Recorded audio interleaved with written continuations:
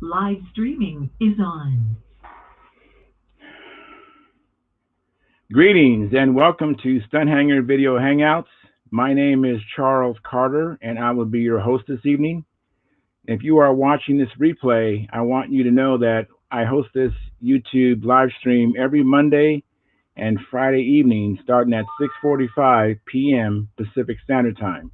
So make a note of this so you can watch or be part of the live stream next time.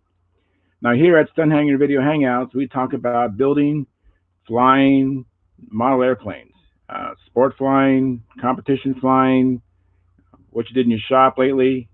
And to join our conversation, if you are already a member of Stunt Hangar Forum, you can find the link if you scroll down to the section called At the Bench.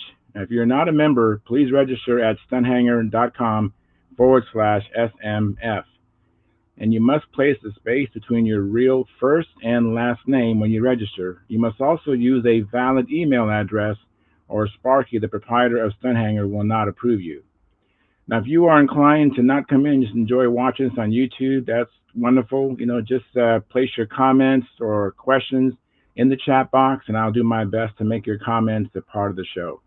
Now, mind you, sometimes I can't get a word in, so we might have actually left the topic, but I will still let people know what's going on. Now, if you find Stunt Hangar Video Hangouts or the many building videos Sparky does on this forum informative and enjoyable, please like, subscribe, and share the video. That helps the channel grow. That helps so that when people go to their home page or home feed, they'll see this video as a recommended video for them to watch. As a matter of fact, the gentleman, he stumbled across us recently, and he said on the forum that he really enjoyed the program. So it really does make a difference. So please hit the thumbs up button. And anyways, now we also have a YouTube membership. The membership starts at $4.99 a month, which is less than 17 cents a day. And your support, helps offset some of the expenses of running Stunt Hangar.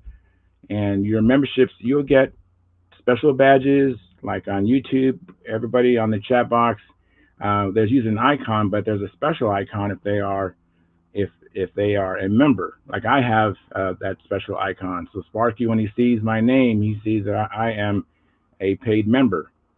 So with that, you get unlimited replays of some special videos that Sparky uploads for members only, and he also has a Q&A once a month where you can ask questions and just kind of pull from his 50 years plus of experience and building over 400 airplanes. So it's a great opportunity to get your questions asked.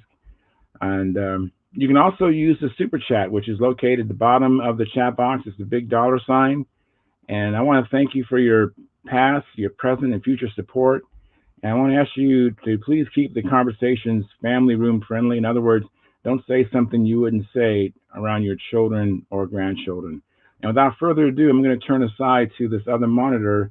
And I'm going to post the link at Stunt Hangar right now. 1, 2, 3. There we go. So shortly, I'm anticipating, anyways, that I'll have some guests and some friends that'll come in and join me, and we can continue on about the model aviation. Now, speaking of that, I actually went flying today. I put up only about 3 patterns today. On my last flight, I came in a little hot, and the grass was a little rough, and it tore out my landing gear, so that ended my day. But there was 4 of us there, and lots of flights, lots of trimming, lots of camaraderie. It was a great day. The weather was perfect. I mean, it was cool in the 60s, slight breezes, and it was a lot of fun. And I wish that I didn't have that mishap, or else I would have kept flying. We was there pretty late because it was such a great time there. And let me pull up the chat box. Let's see here, the live stream. Okay, so far we have 3 viewers. There's no one in the chat box yet. Oh, excuse me, Montana Farmer. Hey, he says, hey, how are you, Charles? I'm doing wonderful. Thank you, Montana Farmer. And you can't stay long tonight? Okay, but you've been listening and listening to a basketball game on the radio. I understand. You know, I try to. I don't watch as much sports as I used to, um, but I just, there's some things I can't resist. Hello, how's it going? Welcome. Can you hear me? Don't know if you can hear me. Let me shrink my screen down here. I'm having a hard time getting this thing here. There we go. So I can get to my controls. It's still a little big. Hang on. Well, I have a guess. I don't know if Hi, you Charles. you can hear me. I can hear you. Can you Oh, hear me? fantastic! I can hear you. Excellent. So, how are you doing this evening?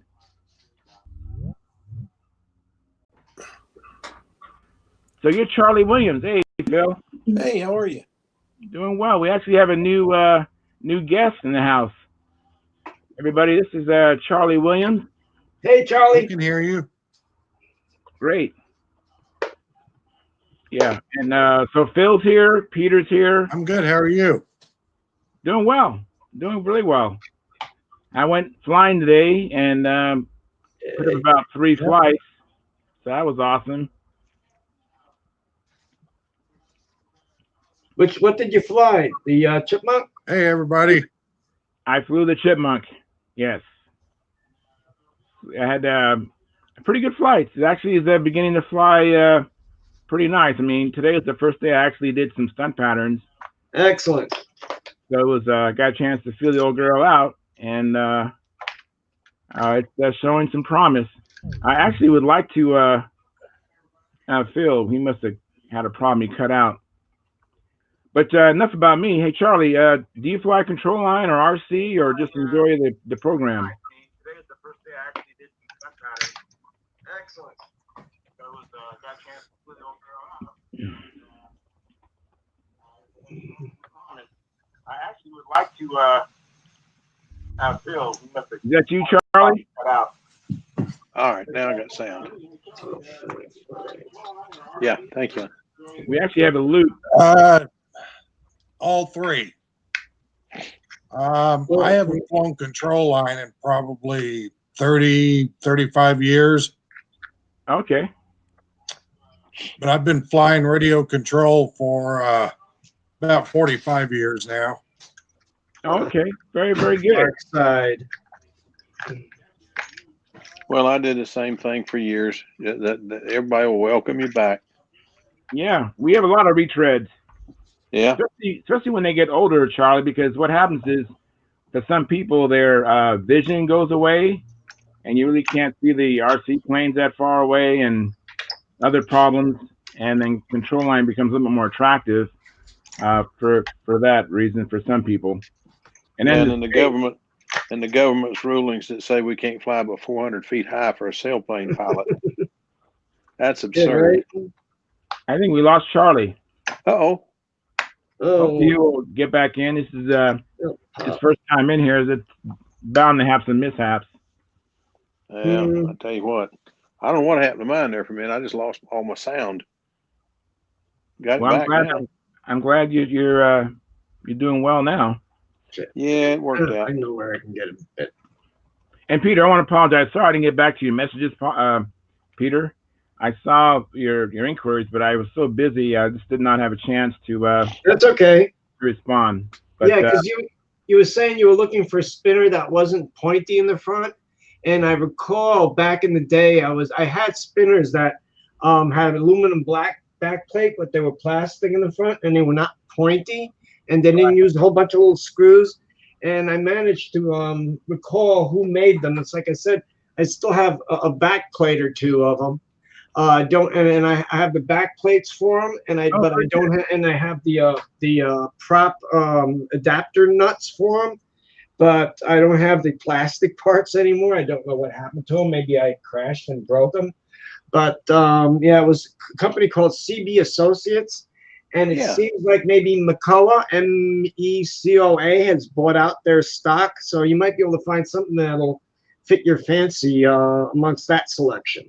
Yeah, I actually appreciate that. I saw that yesterday, and so last night I pulled the trigger on one of them, 1 3/4 inches, as a matter of fact. Because I have a couple of Noblers and a Olympics and a Shark 35, which is about 1.75 inch nose ring. And so I purchased one, the CB Associates. That was a white one last night. And I saw some other ones on eBay. And you're right, Makoa purchased them out. I was there earlier today, and I saw that they had some, and it was cheaper on eBay, so I went with that one. Oh yeah, you go where you can, if you can find them on eBay, great. But I was sitting here scratching my head ever since you brought that up. As I know, I had some of those. I know I had something like that, and I couldn't for the life. It took me a long time to. I mean, actually sat on the internet and did searches of spinners for about an hour and a half. Oh, wow, I really appreciate that. That's awesome, man. When I finally figured, oh, okay, it was this company, CB Associates. Yeah, trust me, I've been looking since I brought it up on the forum. As a matter of fact, I've purchased about 5 spinners since then. No, the only thing about them is the screw that attaches the part to the plastic part to the basically to the prop adapter is right in the middle. It's like either an Allen screw or a regular screw right in the center of the prop. Some people might not think that's attractive, but you said you didn't want pointy, you wanted something more with a traditional profile. Yeah. And I knew those had a traditional profile. Well, the Great Plains, which someone had referenced, that's where I was saying those are too pointy. They were just it's too quick and pointy. It's not even long enough. I mean, I don't mind pointy, but the height of those spinners is not very much, and it goes right. Yeah, very, very like sharp on the angle. Yep. The planes that I have. I don't think they look good. They might look good on another plane, but not mine. Right. And no, they look good. The CB Associates, they look great. I had them on a Mustang Stunter. I've had them on a Sig Acrobat. So yeah, they're quite the traditional profile. They look good on a Mustang. CB's what I had on mine. Yeah, they look nice. I look forward to getting mine when it comes in. And I have a message from the chat box here. Charlie Williams says, "Hey Charles, I'm having issues with my volume." And then Montana Farmer, he's let me know that Charlie is trying to get back into the game. Or Charlie will be back a little later after the game. I think he's referencing the basketball game. And then Montana Farmer, says, Charlie Williams is try going in again. Hey, what's up, Mark? Hey, look at here. So we got Mark and we got Gary. How you doing? All right. All right. Yeah. So, Mark, can you tell us where you're at, or is it top secret? I'm in Aiken, by God, South Carolina. So. Oh, okay. Oh cool. My goodness, he's close to me. I'm back. Oh yeah, back in the States, so to speak. Yeah, for a little bit. Anyway. Fantastic. Where do you actually live, anyway? Well, that's a good question. I call home Atlanta. Oh, okay. But I pretty much got rid of everything there. When I'm back in town and stuff like this, I'm here at actually the boss's polo farm, so I'm just hang out here and got a big doctor's appointment Monday. Looks like I'm gonna have to have a knee replacement. So really? So turning circles. You'll be home for a few weeks. That'll work. I can get to build some stuff. That'll work. Yeah. I'm sure. Yeah. Have you made any progress on your magician or anything different than last time? Yeah. The magician that one's finished. I started started it today. A profile knobbler. Yeah. Oh yeah. Oh nice. And actually, a gift for Christmas was the actual real knobbler. Oh, very good. All right. That's the one. Yeah, and that one I'm gonna save, and then good grief, I scored. I got one of Pat King's because of my magician affliction. I got one of his 60 bite kits, the Magician 60. Wow. I've never heard of that. And it was one of those things that was kind of out there. I was just looking over his kits and stuff like that, and since I started with building those Magicians, I said, well, okay, it's just for fun, it'll be a good fun airplane. And it gives me experience building too. Oh yeah, it's That's never a wasted time doing that. no. So this is a 60-inch Magician that's a bike. Yeah. Wow, now that's really intriguing. Because I love Magicians as well as Me anybody. too. I think it's it's on Stunt Hangar. You can go through this thing and see the plans, but it's a very well done kit. I mean, he sent it to me. I got it maybe. It came way before I got back. This is the actual kit. We're not talking about plans. Yeah, kit. Kit. Yeah, and it's good wood, and his plans are very well done. Yeah, this profile knobbler. Anyway, it's fun. I'm not impressed with the kit. It's like almost every piece, the spar, everything else. They all were facing different directions, and yeah, it took quite a while to try to figure out. Well, can I make that work? Can I put that one in because it's bowed this way? If I put the other one on the other side of it, bowed the other way, will that fix it? And Yeah. Oh wow. Yeah. And it ended up. I got a little bow. I got a twist. Not. It's not too bad, but I think. I don't know. You guys tell me. I mean, I think I could steam it maybe or whatever. It needs about I would say maybe not even a quarter of an inch. You can steam that. You can actually see it right there. Yeah. You can steam that. Yeah. You can see that. I thought, I tell you a trick when you steam it. If you can find 2 pieces of aluminum angle Yes, sir. that are a good size to go the full length of the thing, steam it and get all you can, but steam it too much because it's going to relax. Right. And then put 2 pieces of aluminum angle, one on either side of it, and clamp it to it. Put it over in the corner and forget about it for about 3 days. All right. When you take it out, it'll be straight. Well, that's good stuff. Yeah. And one other tip, Mark, I actually had a Nobler ARF that the trailing edge was warped, had kind of like a. There he is.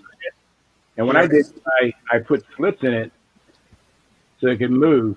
And then I did exactly what he's saying. I steamed it and then I clamped it with the angle iron. And because I needed the slits to allow the wood to move, you follow me, because it was wavy. And it worked excellent. So. Right. Yeah. And it came with flaps. Like I say, it's okay. The kit is just not done real well. The flap wood is great.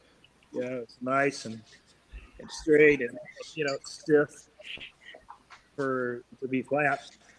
But it's like the wing wasn't designed, at least the plans, not designed to have the flaps. So after I got it done, I went, the trailing edge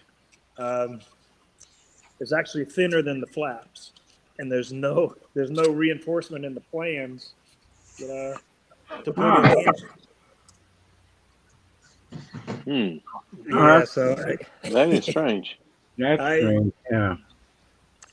I think it was kind of one of the afterthought. It was like an afterthought. Oh yeah, it'll come in full flaps and this, and this. I think it was kind of an afterthought with, but I'll come up with something. I think we can, if nothing else, because there has to be something. And correct me if I'm wrong. There has to be some kind of reinforcement stuff for those hinges. I mean, you can't just put it, yeah.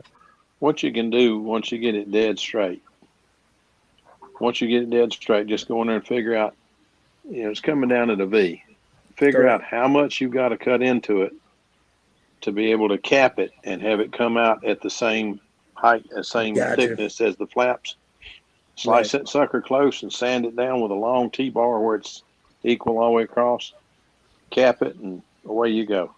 Yeah, that sounds like a great plan. That was Yeah, it's not as hard as it sounds. It's, I've had to do that on one too. I got a kit and it didn't.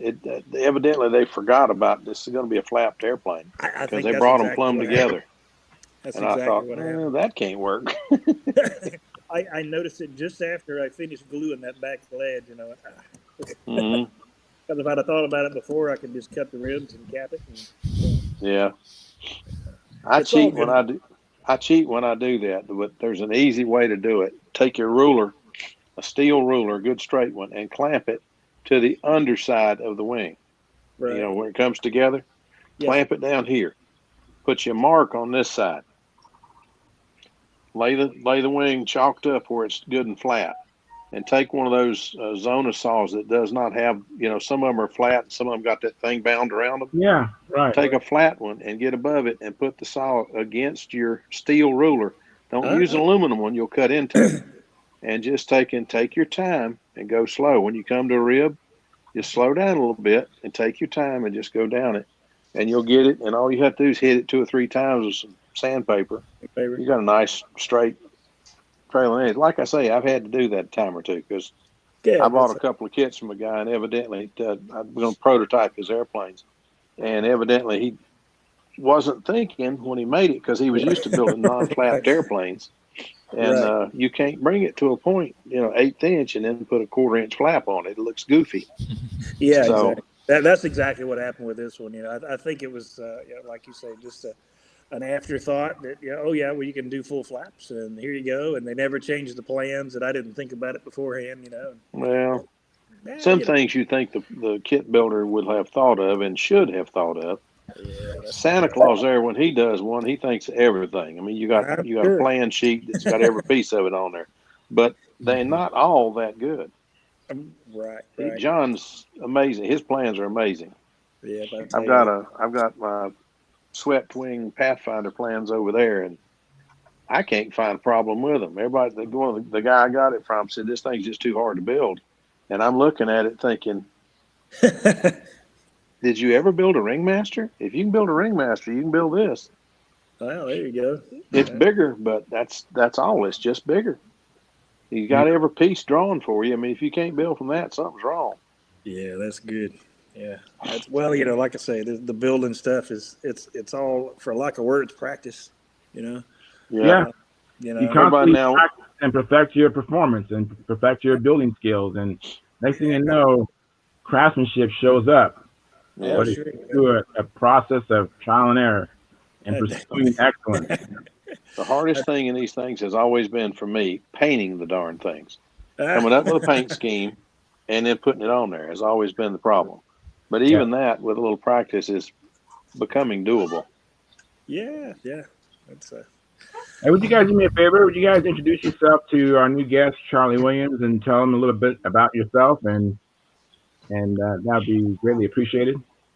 All right, I'll start. Hey, Charlie, I'm Phillip Bailey. I'm one of the crazies in this crowd, but I've been flying these darn things since I was 9 years old. I'm 65, so I've got a few years experience on them. Wow. But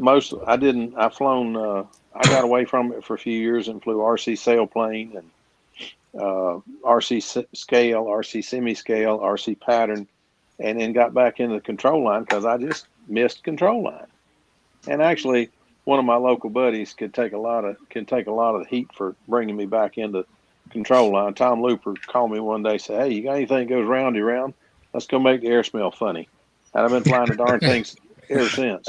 So anyway, that's pretty much me. I do fly contests, and I have some ARFs. I have a couple of ARFs, but I think I enjoy the building as much as I enjoy the flying. And I don't think I'll ever build another ARF because the darn ARFs, you can spend more time on an ARF than you would on a kit. I'm sitting here looking at Snoopy's Blue Angel, which is a top flight Nobler that I modified, put a wingtip weight box in, put a slider in this wing, put a 4-inch bell crank in it, turn around backwards, and built it all up. And I got to thinking about the thing, and I've got more time in that than I have in my Nobler that I built from a kit. So don't believe there'll be any more ARFs. But I'd prefer to build stuff with my hands anyway. Well, I do too. To me, that's half the fun. I've got a buddy that he's just moved back to the area. In fact, I'll see him tomorrow for the first time in about 20 years. He called me and said, I'm moving back, which is a good thing because we got another guy that's just getting ready to move out, transferring out. But anyway, he's coming back and he says, I have learned to paint. I said, well, I remember how to build.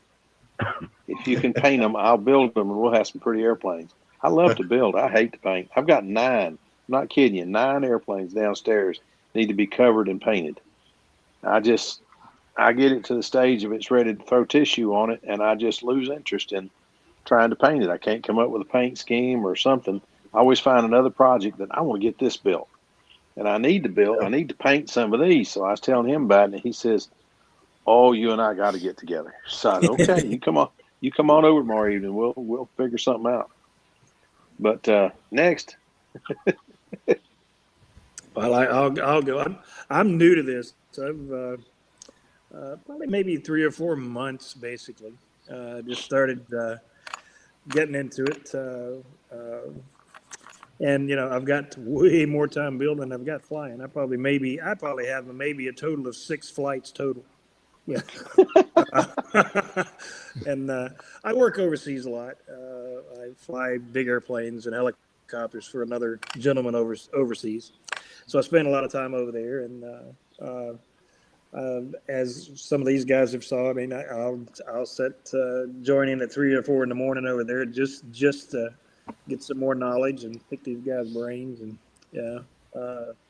it's good stuff. I'm really having a good time with it, And, Yeah, I was able to watch several of the videos on YouTube, and I finally plunged and went out and bought a computer. there you go. So I need to get in and join these guys. Well, that's wonderful. A mess. Go ahead, John. Oh, okay. Thanks, Phil. I appreciate the kind words. Well, you're more than welcome. My name is John Miller.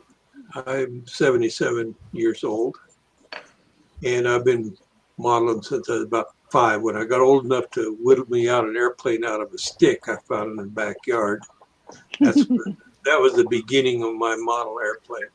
Wow. And what made me feel real good about it, my dad looked at it and said, whoa, that looks like that new F-86 Sabre jet, So, oh, what's that, Dad? My stick was just bent there, so that's why the wing was bent. Wow. But anyway, my first model given to me by my dad was a solid wood Strombecker P-80 shooting star. Ooh, I remember And that. I was young enough that my babysitters helped me build it. Wow. Oh. So that was my beginnings, and I like everybody. I got married. I took a break, about a 10-year break in modeling, and then when I came back in the 80s, early 80s, I thought actually late 70s. I came back and I didn't have anybody flying control lines, so I took up RC, and I enjoyed it. RC was fun. There's no doubt about it. There are a lot of good things. It's hard to roll. If you roll a control line airplane, you've done something wrong. It's a bad day. Yeah. But it didn't take long. Even when I didn't have anybody in my local area that flew control line, I would come out. We'd have a fly day. I'd come out with my control line, and I'd fly that, and then I'd fly RC back and forth, and trying to get somebody interested. Long story short, I'd always, like many of us, had drawn pictures of model airplanes. Things you kind of, I like this. We always, back in the 60s, late 50s and 60s, we were trying to come up with the next world beater. We kind of believed it was all in the design. If you could get that design just right, just perfect, we would have the all-world the beatingest, most magnificent stunt ship in the world I'd ever seen. if we could just get it just right, you know. So we wasted a lot of paper drawing. But you know, I actually became a draftsman after I got out of the Navy, and later on I dropped being a draftsman, but I worked in construction, and I decided to, you know, when I got back in the hobby full time, I decided I had a couple of designs that I wanted to do. And the first one I did was published as the Twister Sister. And it was published in Model Builder. And you know, I've enjoyed it. But I did that all by hand. I do that all by hand. And I realized the bad thing of drawing by hand is, don't get me wrong, you can get beautiful drawings drawing them by hand. Especially if you know how to how to ink them later. You know, we used to put the semi-transparent over the drawing and then ink them all out. And they came out beautiful. There's a lot of work, and if you got to make a change, even a minor change, you almost have to start all over again. I mean, you can do it, don't get me wrong, but it can get pretty messy in a hurry. And I decided that I wanted to look into that new computer drafting stuff that I heard about. So I went to the local community college. And my first one that I trained on was AutoCAD 7. Give you an idea. 7. Wow. Wow. That was way years ago. Yeah, that was a couple of years ago. And when I moved around on that, I didn't get back until I was working on AutoCAD 11, and then the 12 came out. And so when I graduated from the community college with a CAD degree, it was AutoCAD 12, R12.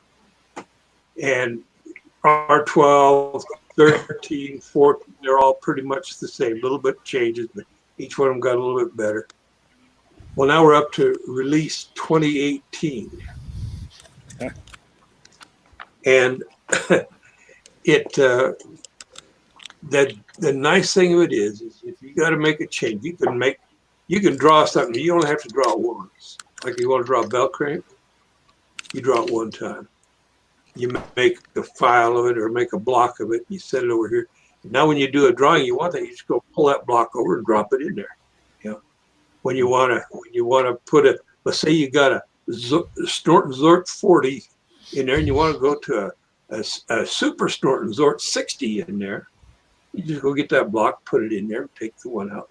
You know, so it has a lot of advantage. A lot of people say CAD doesn't have soul like a hand drawing does. And in many cases, they might be right for many people that are doing CAD work.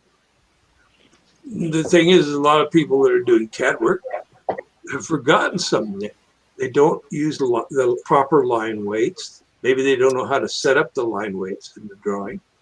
You know, that was the thing about, you know, you could always tell an object line was always thicker, you know, wider, darker than, say, a hidden line or a center line. And a lot of guys in CAD, they use the same line width through the whole thing, and it just looks sterile. So I've always tried to use line weights, and I keep getting heavier and heavier line weights because I really want the outline of the airplane itself to stand out.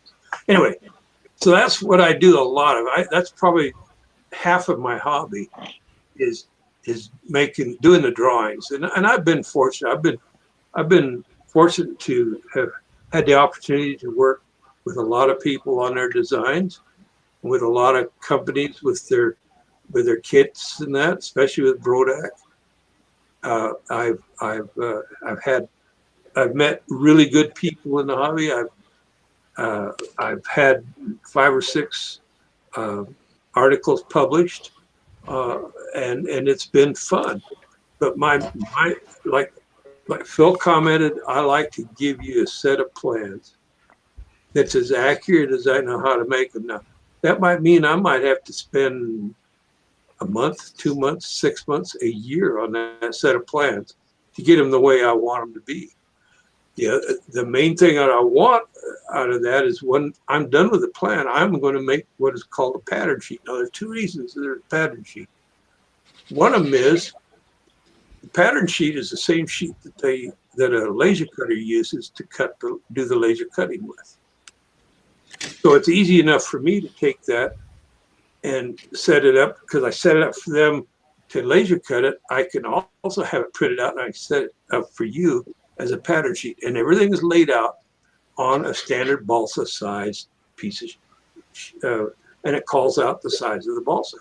And so what you do is you lay a balsa out, you cut all of these pattern sheets, the balsa sheets, turn them upside down, take your 3M77 and lean way back, go and let it fall on it. Okay, that's just enough. That's just enough. Stick them together, and now you can take them over. And if you want to use an X-Acto knife, you can hog out the shapes. If you want to use, like I use a jigsaw a lot, you can get a little closer. But what I do is I always stay a little bit away from the line, because then you can take your little disc center, and you can clean up the lines. And boy, you can come up with a beautiful set of parts when you're done. And when you're all done, you pull the paper off, and now you got your parts. All your parts are made, and they are about as accurate as you're going to get with laser cutting, though you're doing the work. Okay, so I look at it like laser cutting is wonderful, but it can get expensive. And then since I retired and I'm on Social Security and that, I cut my own parts because I can't afford to have all those laser cut parts done anymore. So anyway, so that's kind of my part of the hobby. I'm working on 3 or 4 designs. What I'll do a lot of times, I'll get a wild hair about a design and I'll get it down basics on paper. On the computer last week, I showed one called the Bad Attitude, which is a twin, a push me, pull me twin.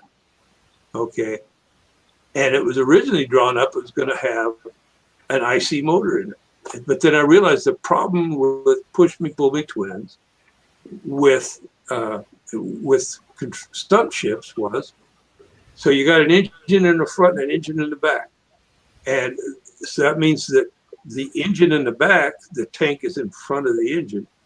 The engine in the front, the tank is behind the engine. So when you turn up, this one, the front one goes lean. What happens to the back one? Goes rich. Mm-hmm. Wow. Mm-hmm. Mm-hmm. And so push me, pull me twins have not had a good showing. I'm not saying they can't be done. It's just that they're difficult and you're playing with them all day. But now that electrics are out here, that's a whole other stuff. And you've got counter-rotating props. You use an anti-clockwise prop on the front and an anti-clockwise pusher on the back. And one's going this way and the other's going the other way. And now you're canceling out your torques. So anyway, that's my enjoyment of the hobby. That I like to build, I like to fly. I can't tell you which one I like the most. So who's next? Who's next? You gonna talk, Peter or Gary? Just tell Charlie Williams about yourself. Well,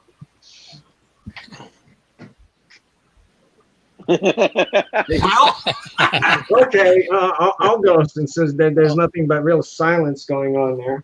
Hey, my name is Peter, and Hi, Peter. I did unmute my microphone. Right now, I was just like not really. I was only half paying attention because I'm working on this Saginaw wing here. But gee, I started with Control Line. It must have been back around 69, 1970.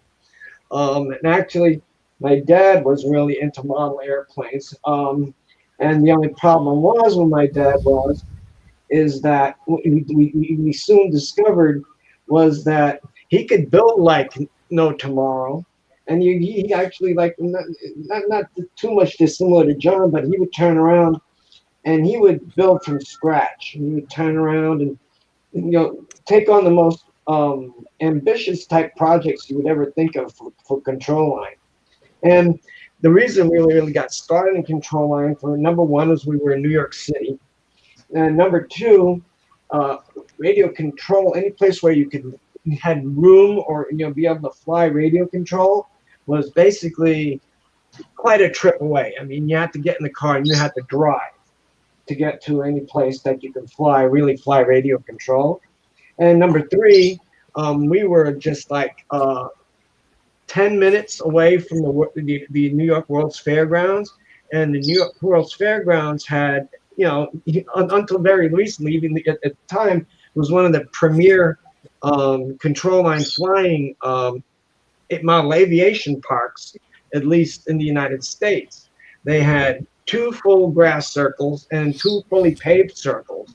And at the time, you had pretty much a lot of the great stunt pilots, a lot of the great Control Line pilots were in that area. You had world champions, well, not world champions, but you had national champions like Gene Schaefer, Bill Simmons, ultimately world champion Bob Hunt, all flew at that model airplane park. And so, since it was so close, my dad and I used to initially go down just to watch people fly. And then ultimately, he got the bug and he says, I want to build this airplane, or I want to build that airplane. But he didn't turn around and initially start off, I'd build a normal airplane with a normal wing and stuff like that. So I'm going to, build replicas of, jets. And I'm talking about scale replicas of like a B-58 Hustler or a 727 airliner or an FU-4 Phantom, but not built to stunt, but built more towards making it actually look like the airplane itself. Now, the one thing that we did discover is while he could build and he could scratch build like no tomorrow, he could not fly. He would get in a circle and he'd go 1.5 or 2 revolutions and he'd be falling on his butt. He basically was on his butt. So ultimately what I did was he built them and I flew them. And once that happened, ultimately it's like I did that obviously, but I got really fascinated and really interested in regular Control Line, especially the Control Line stunt airplanes. And I started building my own kits and started to fly Control Line, and I've been doing it pretty much ever since. I tried radio control. Again, it was the same thing. Would have even when I was able, even actually had a license, I was able to drive. It was 45 minutes, an hour to get to some place where you could fly RC. And the other thing is then we would have to join the AMA and then of course join the RC club. And that was not a cheap proposition for me at the time. Basically, it was expensive. So I flew some RC gliders for the simple reason is there was a place not far away that had it was an old quarry, and it was a big sand pit. So I had I'd have foam or basically hand launch gliders, RC gliders, simple 2 channels that I can go on the top of the quarry. I can just toss it over the edge, and ride the up currents along the edge of the sand quarry.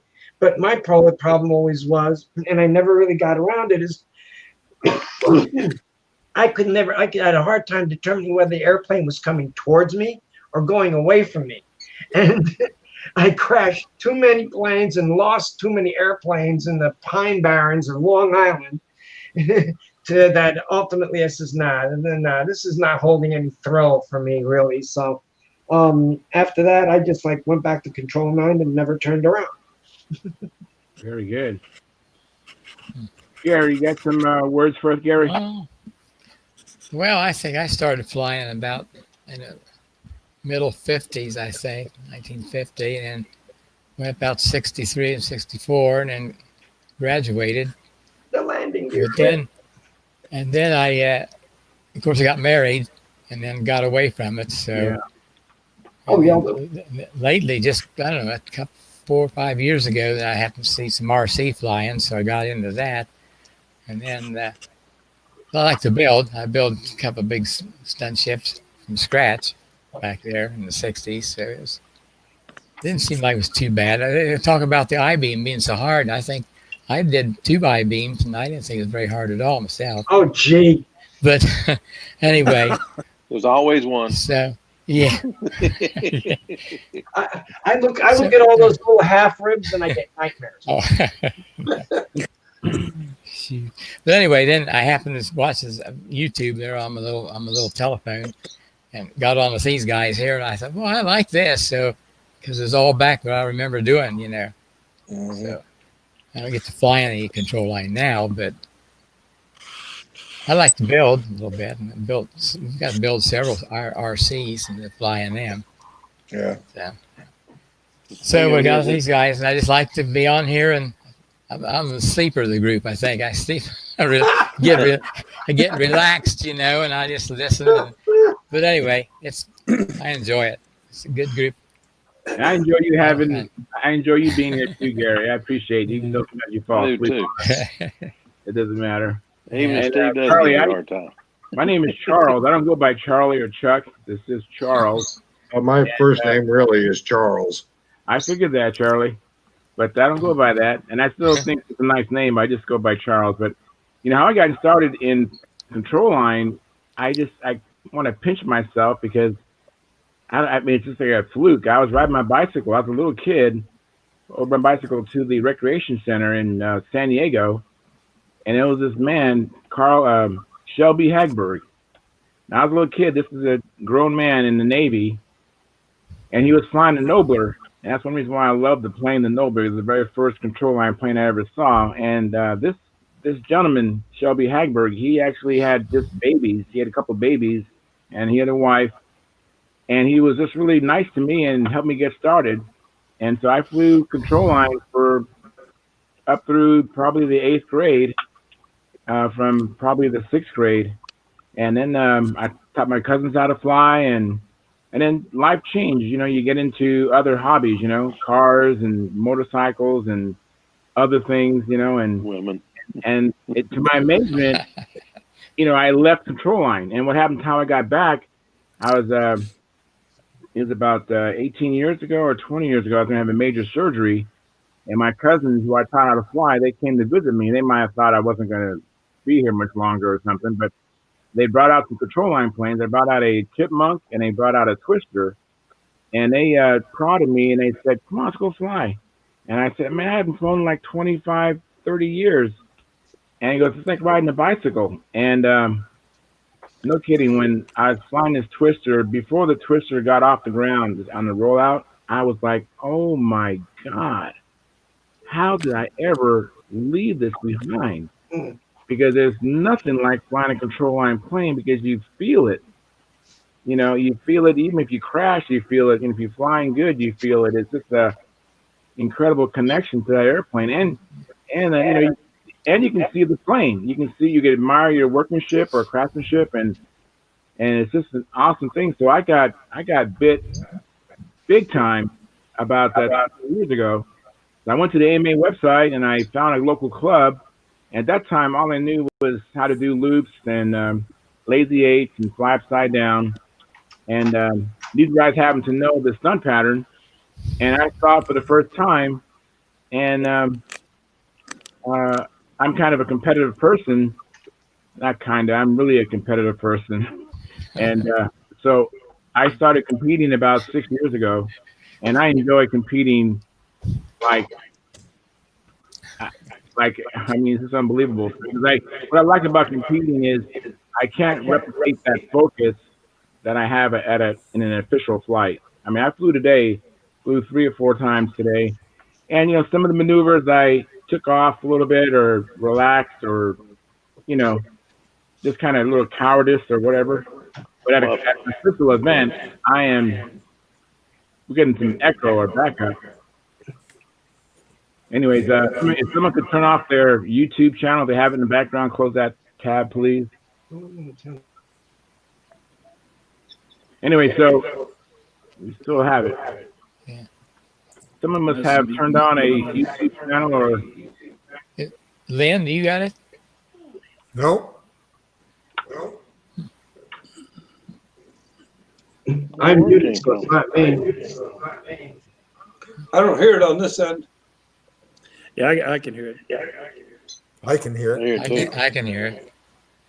Does it sound the same when I talk? No, you're clear. Okay. I don't hear know, it Charles. Huh. I don't hear it now. Say something, Charles. I think it disappeared. Oh, Now Charles, Charles is frozen. Charles. It's gone now. Yeah. Huh. That's Hello, Charles. But We he can get him back here. We can get him back here. We just call him Charlie. Charles Ooh. lock out? Yeah, Charles locked up. He'll be back. Charles. Yeah, well, He'll I think catch it. everybody's. He'll Yeah, probably everybody drop out else and- is clear. Peter's not locked. I think everybody else is. Whoops. No, I'm here. I'm going to mute the microphone. Okay. I don't know what happened. That's weird. Yeah, Charles, How's the- Charles is still. Oh, How's the quit? Whoops. Can't understand. Okay, we lost you, everything's Lynn. under control now. Lynn, your microphone went nuts. We couldn't hear you. Oh, okay. Can you hear me now? Yeah, I hear you now. Yeah. Okay. No, I just stopped halfway through my sentence because somebody else spoke. Oh, That's all. I think there's some We're good. delays or something going on. I don't know. yeah. We got your weather down here now, Lynn. Yeah. Snow out the back window. Oh no. Nope. Yeah. It's snowing Where and is it's it? I got. icy cold. Well, it's okay. It was a good trade. I don't have. You don't It's a have good it now? trade. I don't have any snow. It's awesome. You No, turkey. no snow. You're in Canada, man. You're supposed to have this crap. You're supposed to have it. No You're kidding. supposed to have it. We don't want this junk. I got green grass. It's awesome. My grass is as green as June. Man, Good. I live in the Yeah, South, I man. guess- I ain't supposed to have to put up with this crap. Send it back to Canada. Where are you Do at? you want? Hey, do you want me to? Should I I send don't you a know. snow shovel? No, I have plenty. I have plenty. Now the roads are clear, but the grass is a mess. It's Oh, no. it decided to snow today, and they said it was going to start at 1 o'clock last night. It started at 1 o'clock this afternoon. They were 12 hours off, but they said we was going to get All 1 right, to 3 Charles, inches. you We good? got about a half. Yeah, I'm an good. I inch. think Okay. Oh, wow. I have a. All right. I have connection issues. Anyways, I was just saying that the focus I experienced at a contest is I'm just addicted to that, and I just love it because I can't replicate that in practice. And I mean, I tried my best in practice, and but there's nothing like at a contest. Even like last year, or not last year, but the year before last year in 2019. When I was flying Sparky's plane, I just did the best I could, but I didn't have much time to get acquainted with the plane. And ordinarily, I wouldn't do a stunt pattern with I've only had like one under my belt with a strange plane, but you spend all this money to go to a contest, and I can't afford to get back home and kick myself for not even trying, because I would just beat myself up and just so to me, I just decided to do the best I can and leave it all on the field at the contest, because you don't want to drive home or fly home and have big time regret. So that's why I enjoy competing. And the people I've met, I ordinarily couldn't afford this hobby. I really can. I'm low income, but I've met some wonderful people. I've been a benefactor of some generosity that's over the top, and that's why I'm here today. And I met Sparky at Brodax, and we connected, and here I am. I'm hosting Stunt Hangar Video Hangouts. In case someone was wondering, how did that happen? And you're looking at me and this hobby. How did that happen? Well, that's how that You happened. ask. You Hey, asked, Charles. and look what happened. Yeah, so I met Hey, Sparky, Charles. and we hooked up, and that's how I got here. And so that's my story, Charlie. Did you want to fly and not have a plane, and Sparky said, "Hey, you can fly my plane," or did you crash one and not have another one to fly? Well, what happened was I had a lot of stuff going on before the Nats, and I had to get some things taken care of. I had to get some cars registered, and they had some mechanical problems and issues that they wouldn't pass smog, and so I was just immersed in that. By the time I got all that taken care of, it was like a couple of weeks or a week and a half outside of the contest, and Sparky called me because we had made plans that he would meet me in Dayton, or I'd meet him in Dayton, excuse me, and then he would drive me to Muncie. And so he calls me up one day and he's like, "Have you shipped your plane yet?" And I'm like, "No, I've just been so busy." And he goes, "Are you going to get appearance points for that plane?" And I said, "No." He goes, "Oh, then if you're not getting appearance points, it doesn't make any sense to spend all that money shipping the plane so late. It's going to be very expensive. Yeah, you can fly my Monado."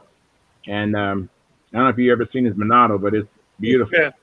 And so I got the phone. I'm telling my wife, "You won't believe this, you know." And then I think when I got there, he goes, "You know what? Fly the Junar." And the Junar, if anybody doesn't know, when the screen goes away, you see that orange plane in the background. That's the Junar. And in fact, Sparky put my AMA numbers on that plane that you see in the backdrop, and that's what I flew at the Nats. And Nice. and it was it's one of the highlights of my life. It really was, because if I brought out any of my butt ugly airplanes, I would have been embarrassed, you know, at the Nats. Okay, if you fly somebody else's plane, do you have to put your numbers on it? At the Nats, yes. Okay. I mean, you're supposed to at every contest, but some of the local contests, they're not that strict. But yeah, you should have.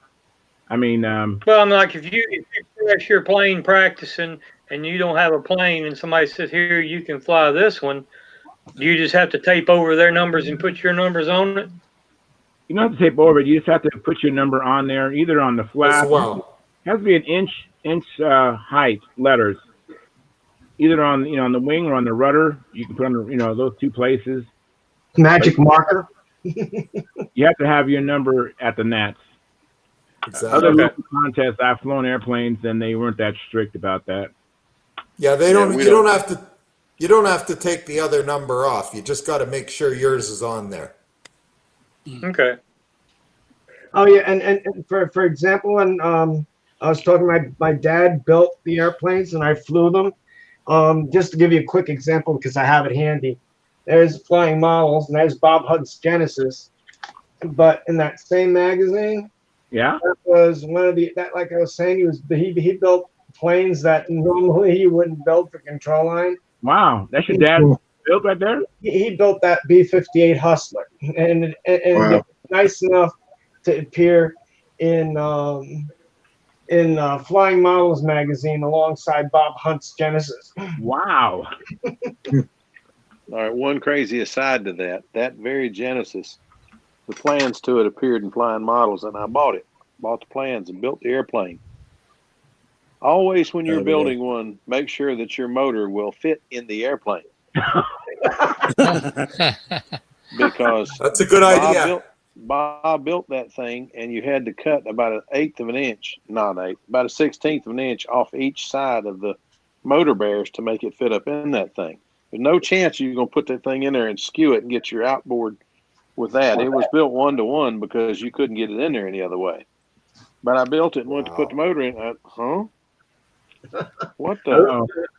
And I didn't know to call Bob Hunt at the time. I didn't meet Bob till 77, and met him at the team trials in 77. And he's a heck of a gentleman, but all those guys are. But anyway, I tried to figure out what to do, and Tom says, "Well, I know how to fix it. I can fix it for you. But you go in the other room, get us a Pepsi and fix it, and I'll have this fixed when you get back." Bob got out a rasp. Yeah, that'll work. Yeah. Yeah, it worked. I flew it for about 2 years, and I finally managed to stick it inverted. I don't know what happened. I don't know. I just brain fart and I put it in, but We all have those. that Who's one never hurt. had? Let me tell you. Yeah, I don't know. I have had my share, but that one really hurt. Even my wife said, "You did what? Yeah. You tore up your plane?" I said, "Yeah." Oh boy, she was not happy with me. But anyway, we all have them. But it's a neat hobby, and it's a lot of fun. I still enjoy building as much as I do flying, and I love to fly. It's not hard to call me and get me to go flying. Right now, we're talking about going flying tomorrow, and there's snow on the ground. It's 26 degrees, Done and that. everybody wanted to go flying tomorrow. And had some idiot not gone to Hobby Park with a 4-wheel drive, done Oh, donuts in between the circles, and just Oh, destroyed the no. place, Oh we'd be man. out flying in the morning. Oh man. Recreation department says we will fix it, but it will take a week or two. What you got there, Yeah, Charlie? God. I don't know if you That's guys pretty. can see that or not. Yeah, the color's Yeah, I not can see very good. But that I scratch built that. Oh, very nice. What is it? It looks like a. I had a. There Oh, it there is. it is. there you go. That is it. That's a. It's a Lord, I forgot the name of it. an MK Blue Angel. Yeah, Wow. Cool. I A forget. gentleman, I built a gentleman one of come to those me and and never got asked me flying. to build that for him. He had a kit, and he didn't want the kit touched. He said you can use the parts, trace them out or whatever. He said, but I want that kit to stay intact. And I scratch built that Blue Angel for him. Oh, nice. Good for You you. did a good job. Yeah. Yeah. Thank you. I heard they're good flying planes. Yeah. Yeah, they fly pretty nice.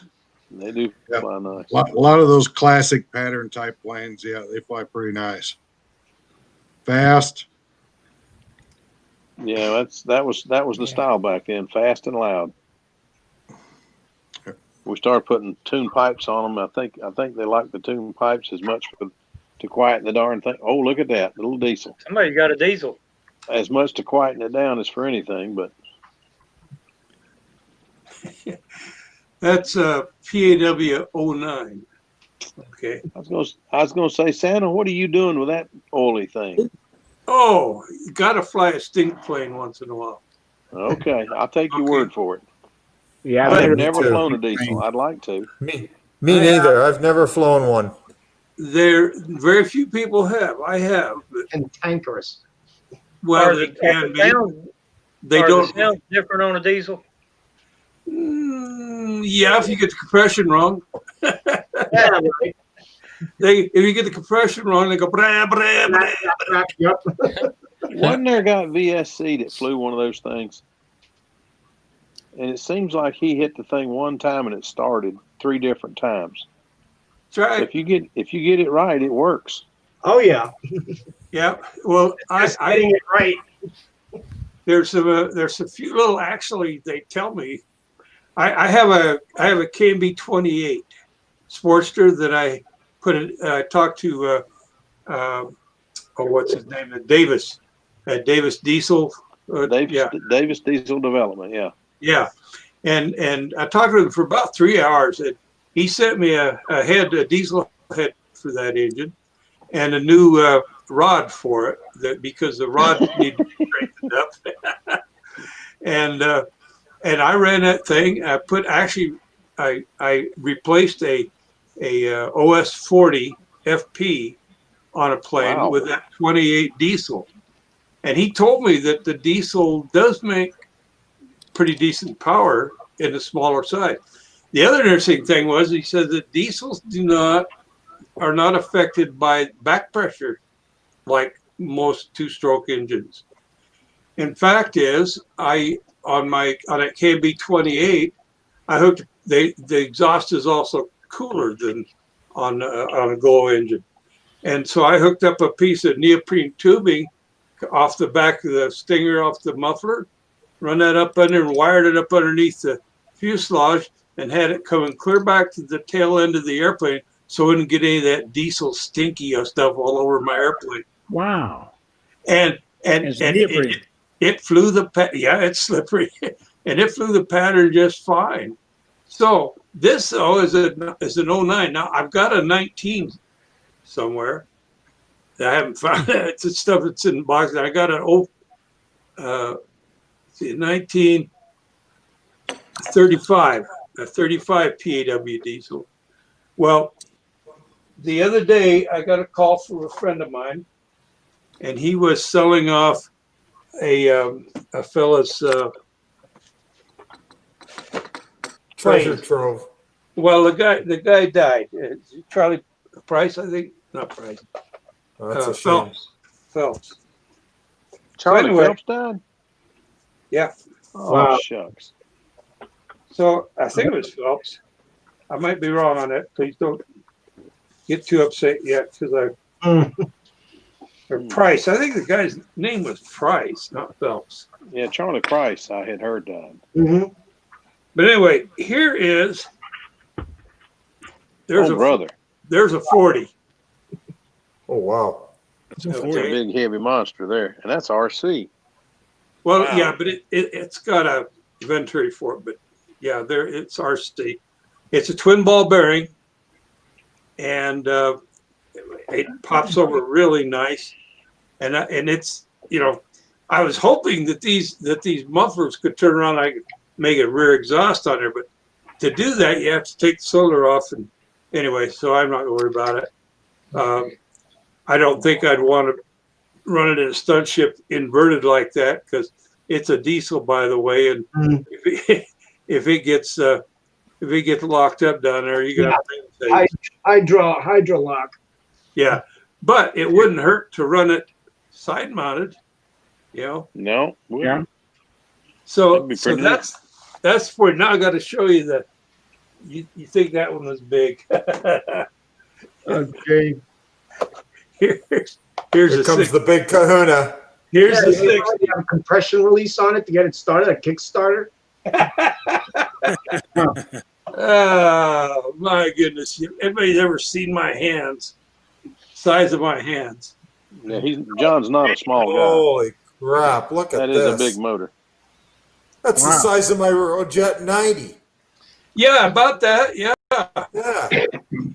Golly. It's a 60 though, and it'll probably turn a 16-inch prop if I wanted it to. I bet it would. No problem. Question. No problem. Yeah. How do you start those? I know, like on a regular diesel truck, they have glow plugs in them to assist them. How do you start those? Do you have an ignition source to get it started? Nope. No, you've got the compression. see this little thing right Well, I know here. diesel works on compression, but a Cummins still has glow plugs in it that'll assist it in cold weather. Yeah, but you can adjust the compression. Here you adjust the compression. And Turning it in and out. Yeah. Yeah. Yeah. And the thing is, your fuel for a two-stroke diesel breaks down into threes. 1/3 castor oil, 1/3 K1 kerosene, 1/3 ether. Okay. Now, ether is the magic word. yeah, ether is hard to get. It can be gotten. There was a on the forum there was some posts on locating ether, and actually somebody came up with a place where you could actually get 99.9%.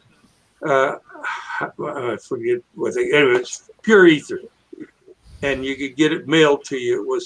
But a lot of guys go to like John Deere place get the diesel starter fluid, that they use to help get them started up in cold weather. Yeah. They're about 40 to 60%, 80% ether, and you just decant that into a jar and you mix it up. You don't mix the diesel fuel up by gallon at a time, because the ether will, even to seal it as well as you can, the ether will you lose it. It evaporates. Now there's another way to get diesel fuel, and that's go to Red Max Fuel out of Florida, and they'll send to you in quart cans. So anyway, but you always store diesel fuel in a can because plastic it'll it'll go right through. But anyway, that's a big one. That is a big one. Yeah, that's Nice. actually bigger, Charles. That's bigger than the Stalker 81. That's a big motor then. Wow. That is bigger. Yeah. John, But if you anyway, ever- so now there's he has one more I didn't take when I was there. And I'm thinking about it now, and it's a Spanish diesel. Nice looking diesel. It's 15 size. And I'm thinking I'm going to give him a call tomorrow and have him set it aside for me. Next time I go to town, I'll pick it up. To say I like diesels, yeah, I guess, I guess I do. Yeah, I think you do. But, it's stalkers and diesels and electric is the way I look at it, So anyway, I just thought you'd get a kick out of it. I was hoping I could. You guys, let me do some housekeeping real quick. I haven't done any housekeeping at all. I feel bad. So let me catch up. Tom Rommel, he says, building airplanes, snow skis. We'll post the video soon on YouTube. My channel is Tom Rommel. And then he also goes on to say, everyone hit the subscribe and thumbs up button. And I want to echo that sentiment. I really want to build this channel, and Sparky does too. And one way of doing it is if these views get lots of likes, they'll be recommended when people go to their home page, it'll show up. So the control line or community is not very big, so I really want like 100% participation because we need all hands on deck to build this channel. And I said earlier we had a guy stumble upon our program, and he actually enjoyed it. Matter of fact, Charlie, you stumbled across it too, Charlie, right? Yep. And so people will stumble on this if they, because of the likes. So please, right now we've had 20 viewers and we're at 11 likes. So please smash that like button and share and subscribe to videos. Let me go on with the. Where is it? It's I haven't. Well, when you go to YouTube, it's below the image. You'll see like a thumb. It's not a like. You'll see a thumb up or thumb down. Okay. So hit the thumbs up or thumbs down if you think this is, No, thumbs up. But appreciate the thumbs up. Charlie says, Sparky says the thumbs down don't hurt as bad as you would think because it's still a response. So let me go on. I think he's a new person to me. Christopher Everson. He says, good evening, all. Good evening, Christopher. If you're a member of, you are a member. You, all right. Do we have a new member coming in? All right. Charlie Williams, thanks for supporting. Hey, fantastic. We have a new member. Appreciate that. That's awesome. Thank you very much, Charlie. And so Jack Snavely, he says, hello, all. Listening and learning. And Jack, come on in too. Come on in like Charlie did. Charlie Williams came in. He had some technical issues at first, but now he's in here, and so it's not that hard. And then I think this is new to me. Jerry Davis. I don't think you've been here before. He says hi, and I want to say hi back. And then Montana Farmer, he says, I'm back. My home team won tonight. Well, happy for you. That's awesome. And then Christopher Everson says they were very big in Europe, the diesels. And again, I'm going to welcome Charlie. Thank you very much for becoming a new member of our YouTube channel. And then Phillip Bailey says, Tom, where are you? We miss you. So I imagine Tom must have something else going on. But we're all caught up, and that's it. So go ahead and carry on, guys. I'm not sure who was talking when I interrupted him. It was me. I'm going to show you this. Anybody recognize what that is? Yeah, that's a Tower Hobbies 40. It's like an engine. That's right. Turn it around. I can't see. Yeah. I got 2 of those. Brand new. Me too. Great motors. You know what's nice about these? These are FP40 FP40 clones, Yeah. but they're better than an Apparently- FP40 They're clone. better than the That's FP. what I heard. That's what I heard. Yeah, they're true ABC. That's Yeah. awesome. I'm And dying.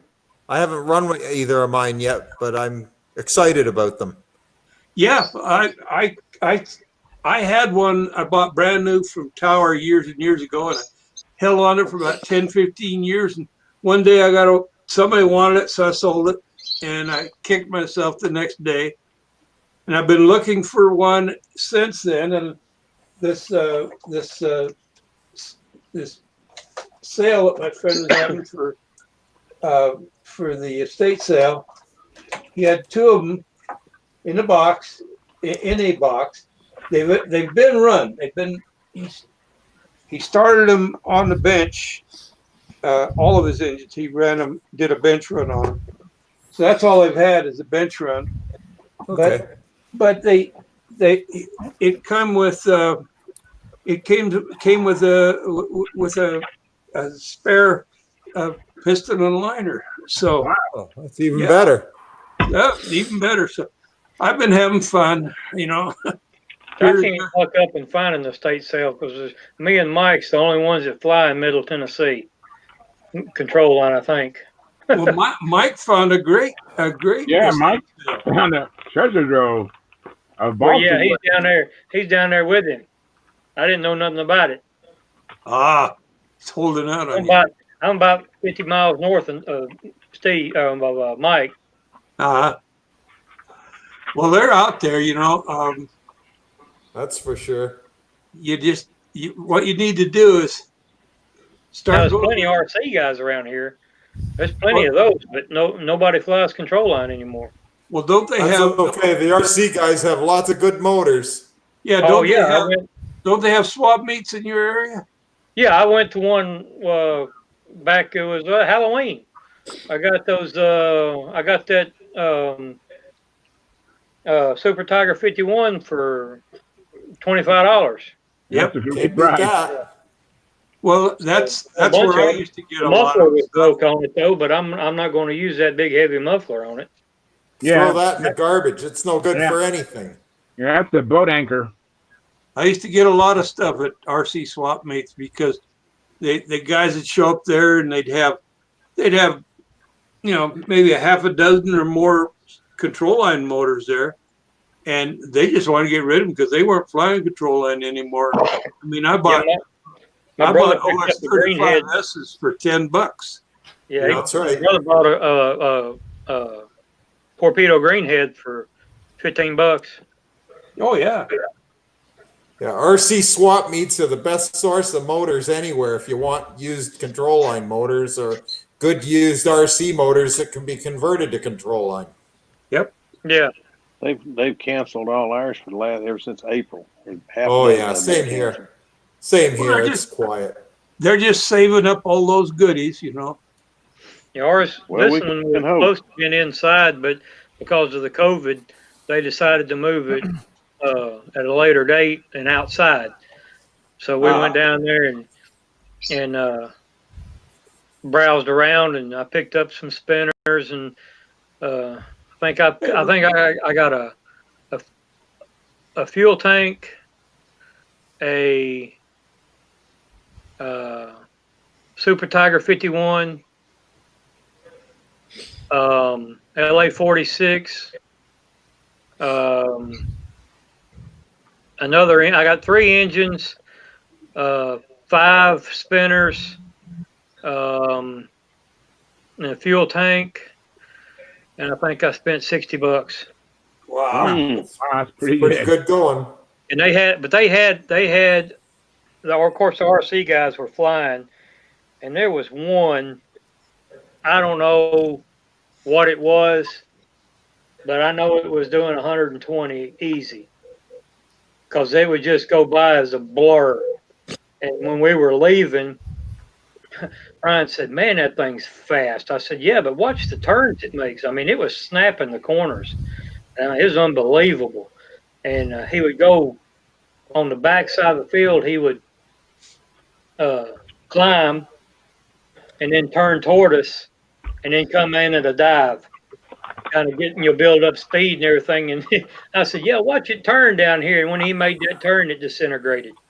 I Oh mean, it no! just imploded, man. I don't know, because that plane he had already run out of gas one time, or it quit on him coming in, and it coasted for probably, I don't know, 500 yards. So he had to walk way down the field and get it while everybody else was flying. I went up there, I said, "Where's that real fast plane?"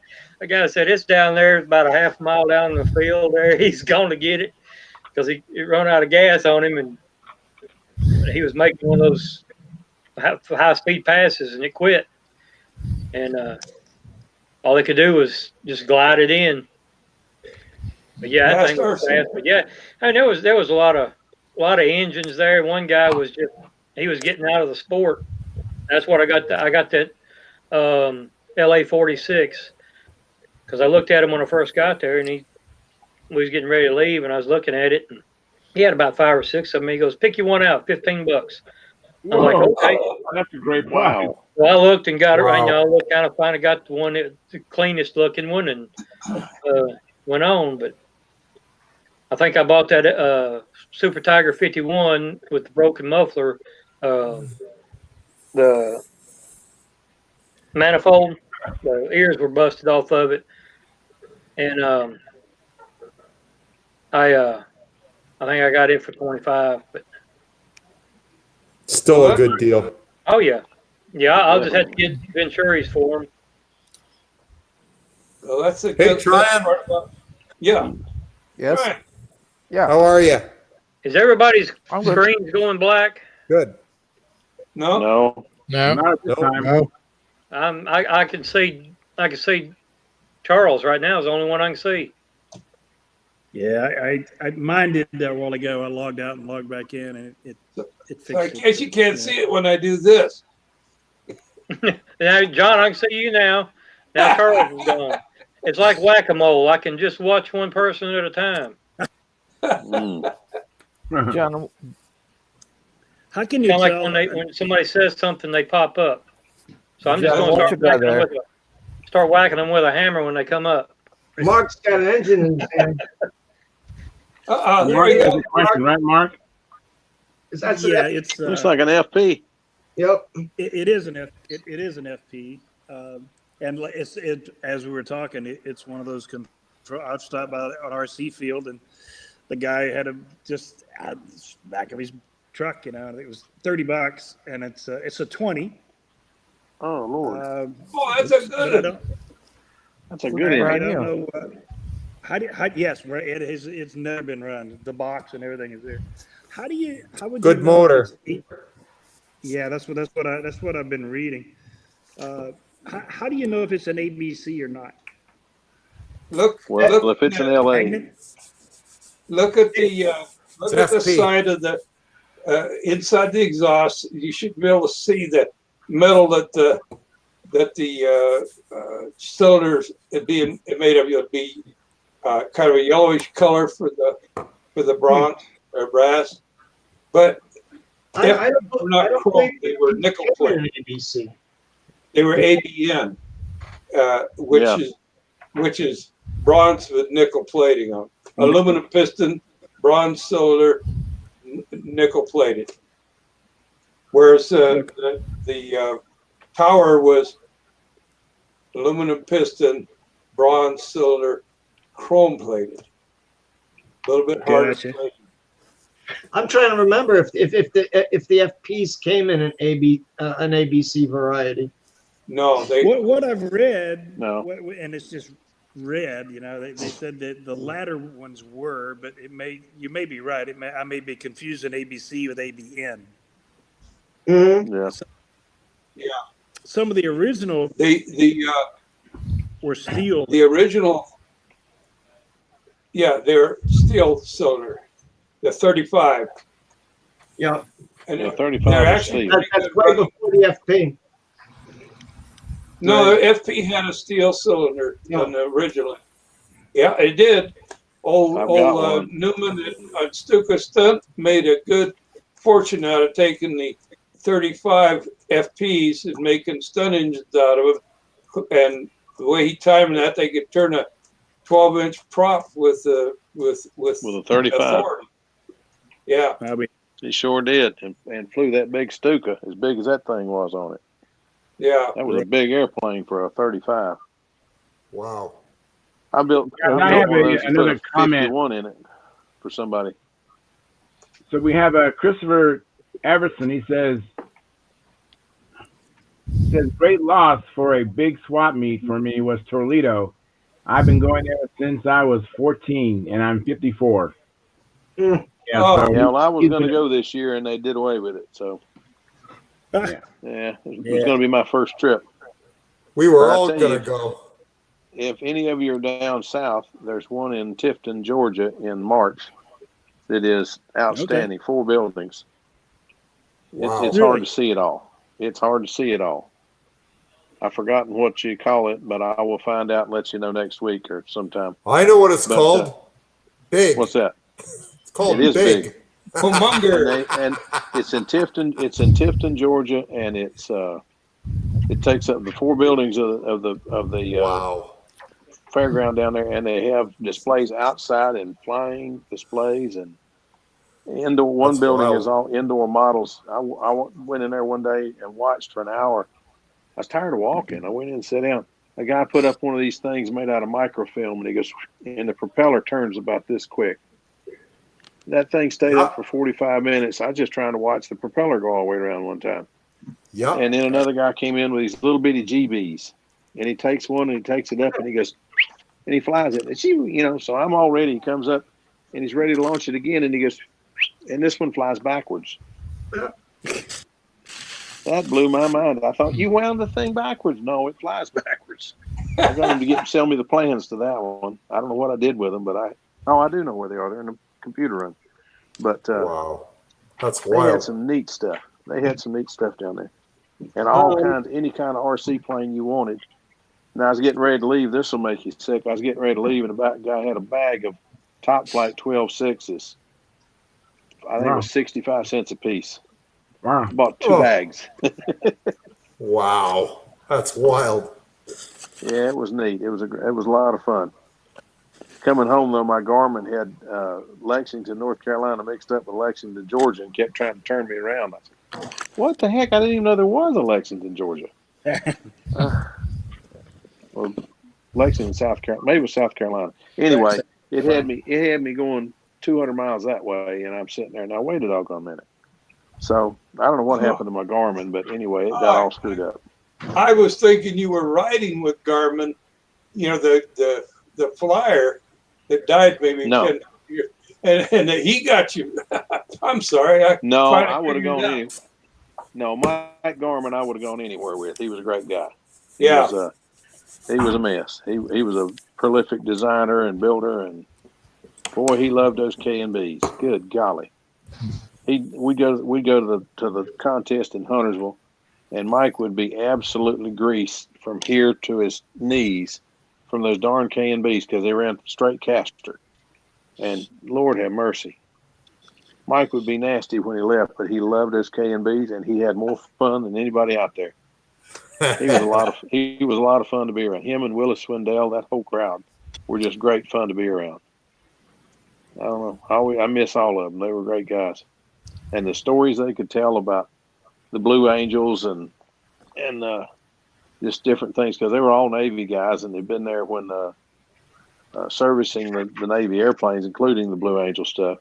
And he said the one thing about the Blue Angels, when they come in, he said, if this is going to be their base for the next 6 weeks, I can't say exactly what he said, even the darn toilets are blue. He said they paint everything blue. He said, you go so sick of looking at that blue, you won't believe it. But he was a lot of fun.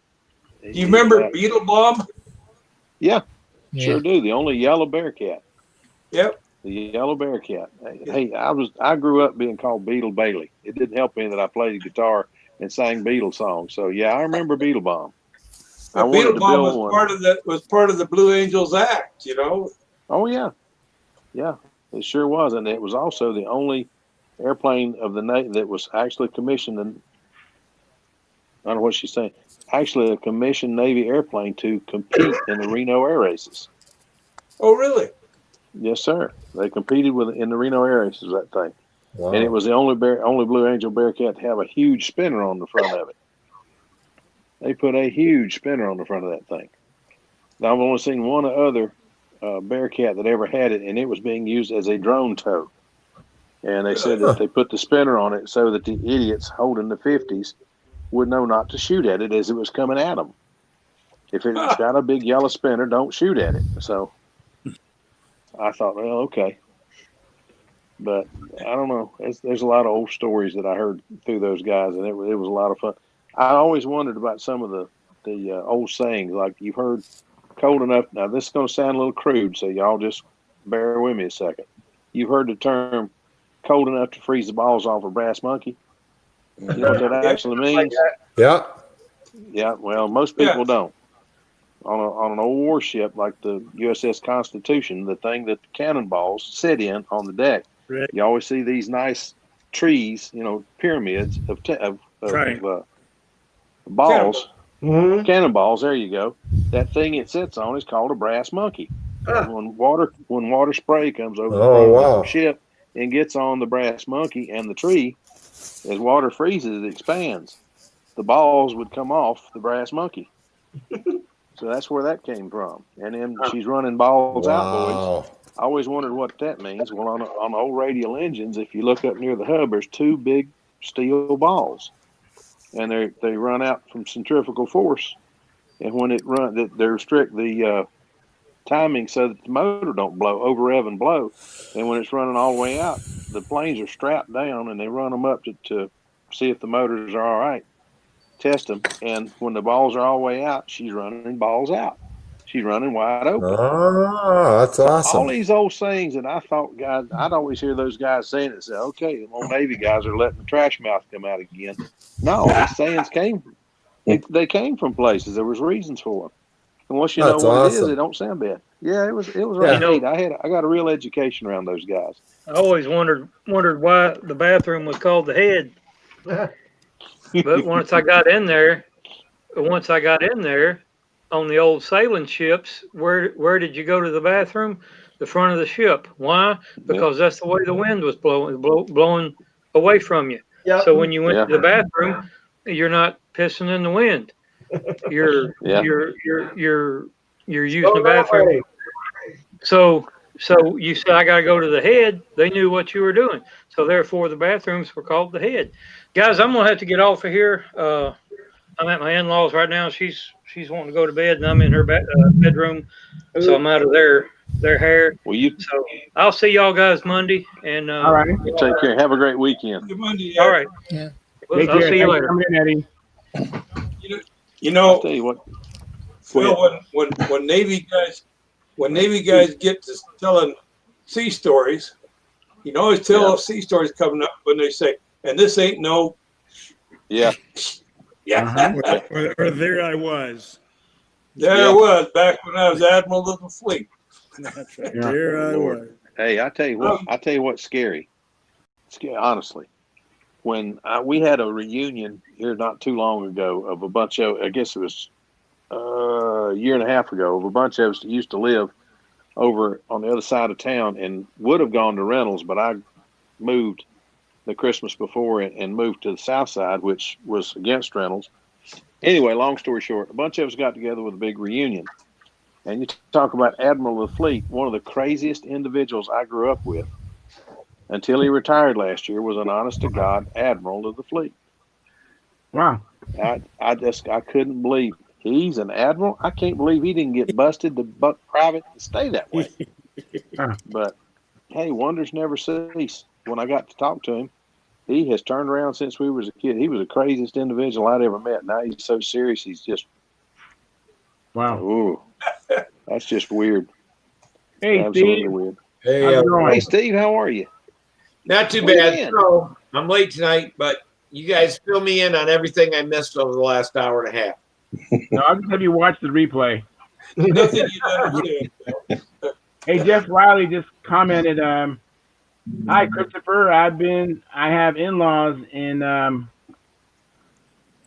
do you say that? Cuyahoga Falls, just north of Cuyahoga. here. So I guess he has company. All right, Jeff, I'll give you a break tonight, but expect to see you Monday. Anyways, yes, Hey, it looks like Lenny's coming in. Lenny's been here. Oh, has he? Yeah. Yeah. Anyway, last couple of sessions, somehow at some point we started talking about brakes, for control line airplanes. right, And I thought it was like, a little bit not ambiguous in how, we're talking about a shoe and how the whole thing works out.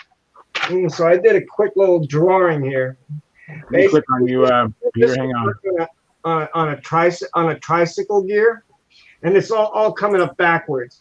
But basically, on a trike gear, on the front wheel, your front gear comes down from the fuselage and kind of has this bend, a 90-degree bend down across, and 90-degree bend, and then 90 degree that way, and your Right. tire sits right about here. So what you would do is your shoe, you would, when you were bending your gear, you would have your basically your shoe looks something like this. There's a little piece of brass or aluminum or whatever, basically brass because that was easy to solder. And it was kind of like bent in like a half moon shape, sort of. And you would solder a tube on the top of it. Now this tube, you would sit that before you did all the bends on it, you would sit that right here on that 90-degree bend on your front landing gear. All right. Your shoe would sit like this on a side view. Here, your landing gear is coming down, and your shoe would be like this, and there your tire or your wheel would be under it like this. Right. At that point on the back of your shoe, you'd have a hole. And in that hole, you'd thread a piece of control line wire or lead out wire. And you do that, you send this up along the landing gear to another piece of tubing that you might have just slipped on to the vertical leg of it and a washer or something just to contain the wire. Right. And then you continue on up to another piece of brass tubing, copper tubing that's kind of bent like not quite a 90 degree. And now this is already in the fuselage. Right. And then that, you take your wire and you connect the wire from the hole in the shoe, in the back of the shoe. You bring it up, thread it through here, and then from here the wire would go out to your bell crank. You're basically one of the holes on your bell crank. So when you when you gave it down elevator, it would pull up on the wire. It would take this shoe and it would tilt down and press on the front wheel and give it friction. And there you had your. That is cool. So it works on it. This is the way it really would work on a tricycle gear. That's the way I had hooked up on one of the planes that I did build. Obviously that particular model had throttle control, so I could actually give it brake while the RPMs were down. On a stunt ship, you wouldn't be using the brake on takeoff. You'd only be you'd only interested on landing. I hope not.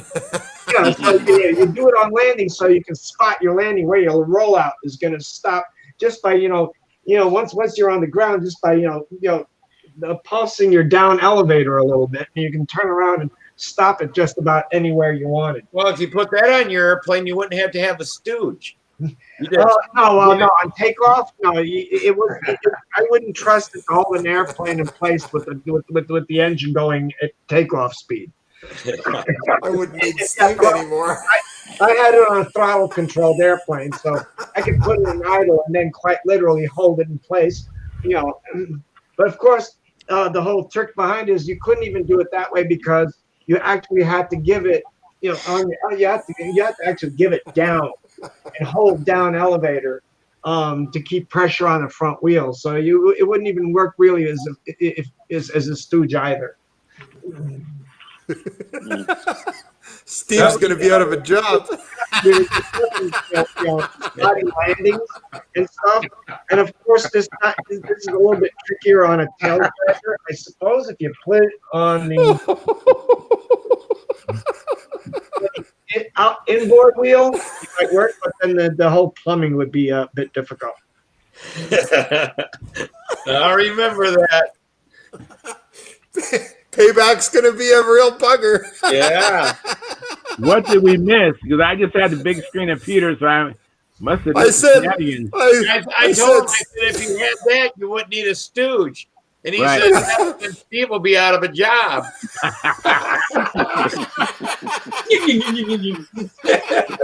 can't. Oh, don't get him wound up. Don't get him wound up. Lord have mercy. That's what he says. But he bets paybacks are a bitch. And he's right. Oh man. Oh. It's coming. I'm waiting. I'm And here I It's was coming. glad to I see know him it. coming in.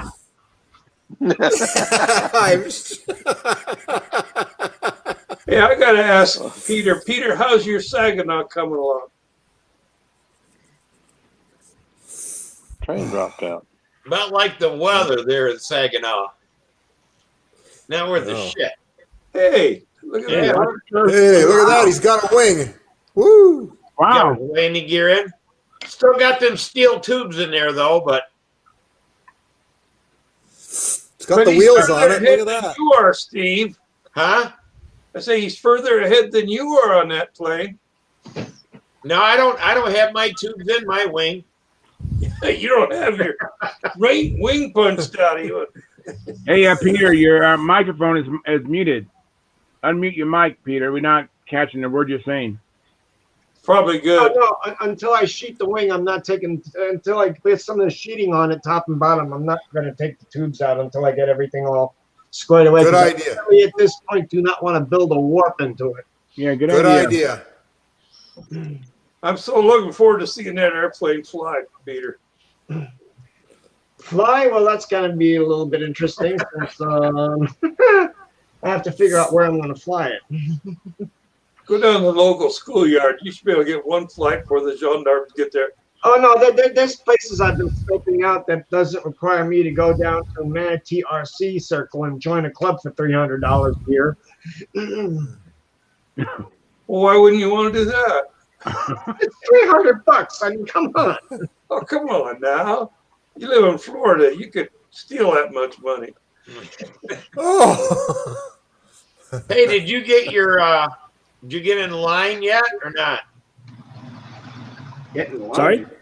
For that shot? Oh, no. No. I'm not. Number one, I don't qualify. I'm like just under. You're under 65? I haven't hit the age just yet. You're under 65, Peter? No, I just turned it, but I'll let people that really are a bit more susceptible to get it first. My wife is not, obviously, she's not going to go for it. But yeah, Publix, I guess, are giving them out. I mean, looks like Florida's doing the best out of every state of getting the damn, they've already got out of 1.2 million in the Army. Wow. I mean, that just blows Michigan away. And they didn't do a lockdown even. You know, that's amazing. No, well, yeah, it is, but it isn't. And, don't go too much about with the numbers, because the one dopey thing that they did here in a lot of other states, they're giving these vaccinations out to frontline workers, but mainly healthcare workers and stuff. The people that you go to that are actually the doctors, the nurses, and the people who work in the medical offices before anybody else. And what they did here in Florida, they did not do that. They just said, first come, first serve. And so you can go to a medical facility. I was at the doctor's office, like a week ago, and all the staff there, that's all. Did you get your shot yet? Did you get your shot yet? I said, nope. Wow. So at least I figure I'm just gonna sit back and I'm doing the precautions and stuff, and I'll sit back and make sure wait a while until the people who really need to get it first. I can sit back for a little while. Yeah, Samantha got 2 weeks paid vacation as of today. All right. Yeah, they hired a new person and she had it and was in contact with like 6 people. So Samantha was one of them that can't come into work for 2 weeks. Yeah, well, Steve, The reason I'm sitting at home and not at work these days is because of a similar situation, except they decided, we're not sending anybody home. You either come to work, even though we've had people in here that got it, or we don't need you. Wow, that's brutal. Yeah. Wow. Let's get back to model aviation. Yeah. So, anyways, I've been talking about building this hatch, right? And let me show you what progress I have. Here we go. So, I have an impact, and it's already built, already painted, and I did not want to just hack this plane up. So this is the turtle deck, and I put some tape, and I kept moving the tape, and I looked at it from different views. I didn't want it to be an eyesore. I didn't want the lines to be crooked, so I kept laying the tape down. And when you're going across a curve, it moves, and so I spent a lot of time getting that where it's pretty straight.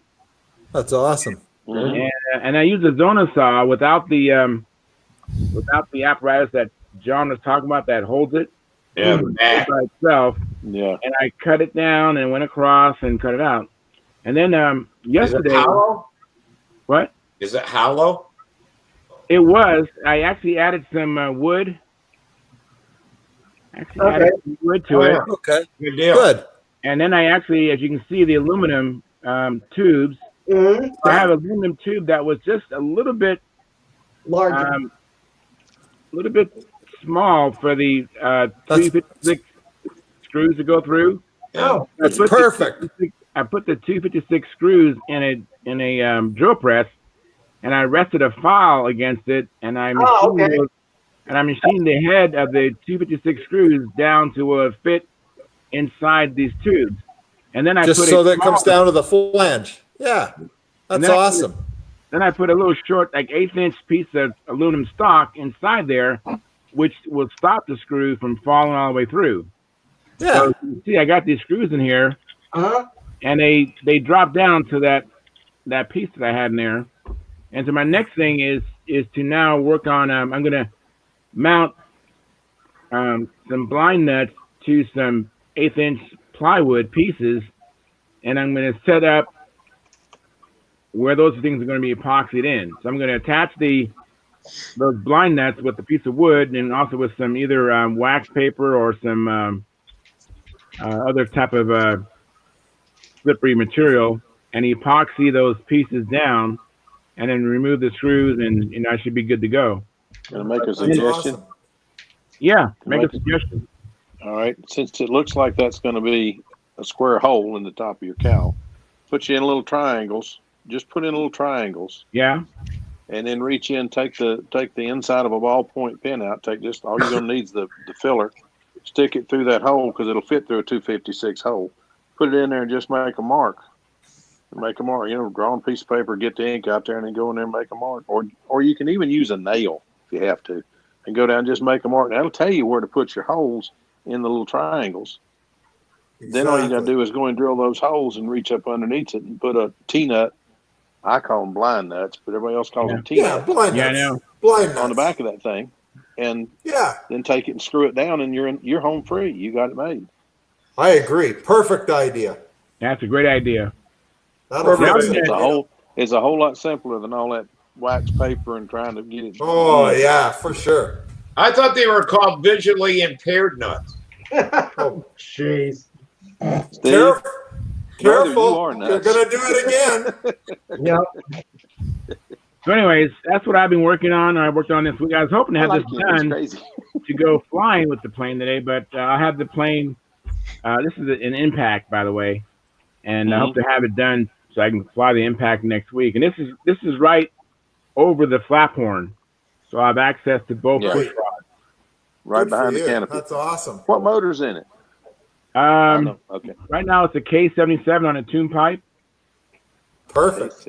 K77. Yeah. I have a OS Max 40 VF in mine. Yeah, unfortunately, this impact weighs 77.9 ounces. Holy moly. Okay. You need Pull the it away with the K77. You do. noise. You need all of It's, that K77. Yeah, I need all of It's that. six- That's, Yeah, you do. It's 64. oh, that's nice. It's I hope 64. you, It's 64 ounces. One It's good thing mine's about heavy. it, Charles, is no matter how much of a headwind you have, that thing will still land. yeah, That's true. yeah. You know, it's funny, but I don't remember seeing an impact that was light yet. Even Paul's was 62. Yeah. I don't remember seeing the original. Now this new one he's got, this all looks like it's molded fiberglass. Okay, that's a different story. But of the original impacts, I don't ever remember seeing a light one. Yeah. A buddy of mine just got his done. It weighs 64, and he's like, he goes, I did everything That's I what could. mine weighs. Light. That's Wow. what mine weighs, 64, and I'm thinking about swapping it from a 40 to a 46. I've got both, so Yeah. I'll try it. But But Charles, I didn't build this Good plane fun so airplanes. it's as big as it's big. You know, it's just heavy. It's going to be a test bed for the K77 on a tune pipe. So I'm going to put that The only- K77 on a tune pipe in the precious balsa that I'm building. So this is really truly going to be a test bed. Oh, you're going to put a tune pipe in precious balsa? Yeah. Yeah. He Wow. That'd be cool.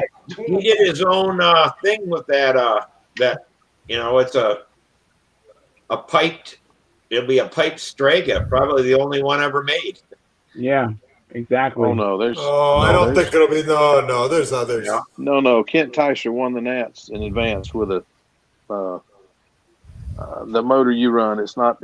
It's the other one with his was a 65, I think, with a tune pipe. Yeah. It's Oh, And Rich didn't, Rich Jacobone- Jacobone flew one for years. Yeah, Jacobone had one with For the years with a pipe, tune pipe. and he had the Mustang Yeah. radiator or scoop on it. It was pretty cool. Yes, he did. It looked very realistic. It was awesome.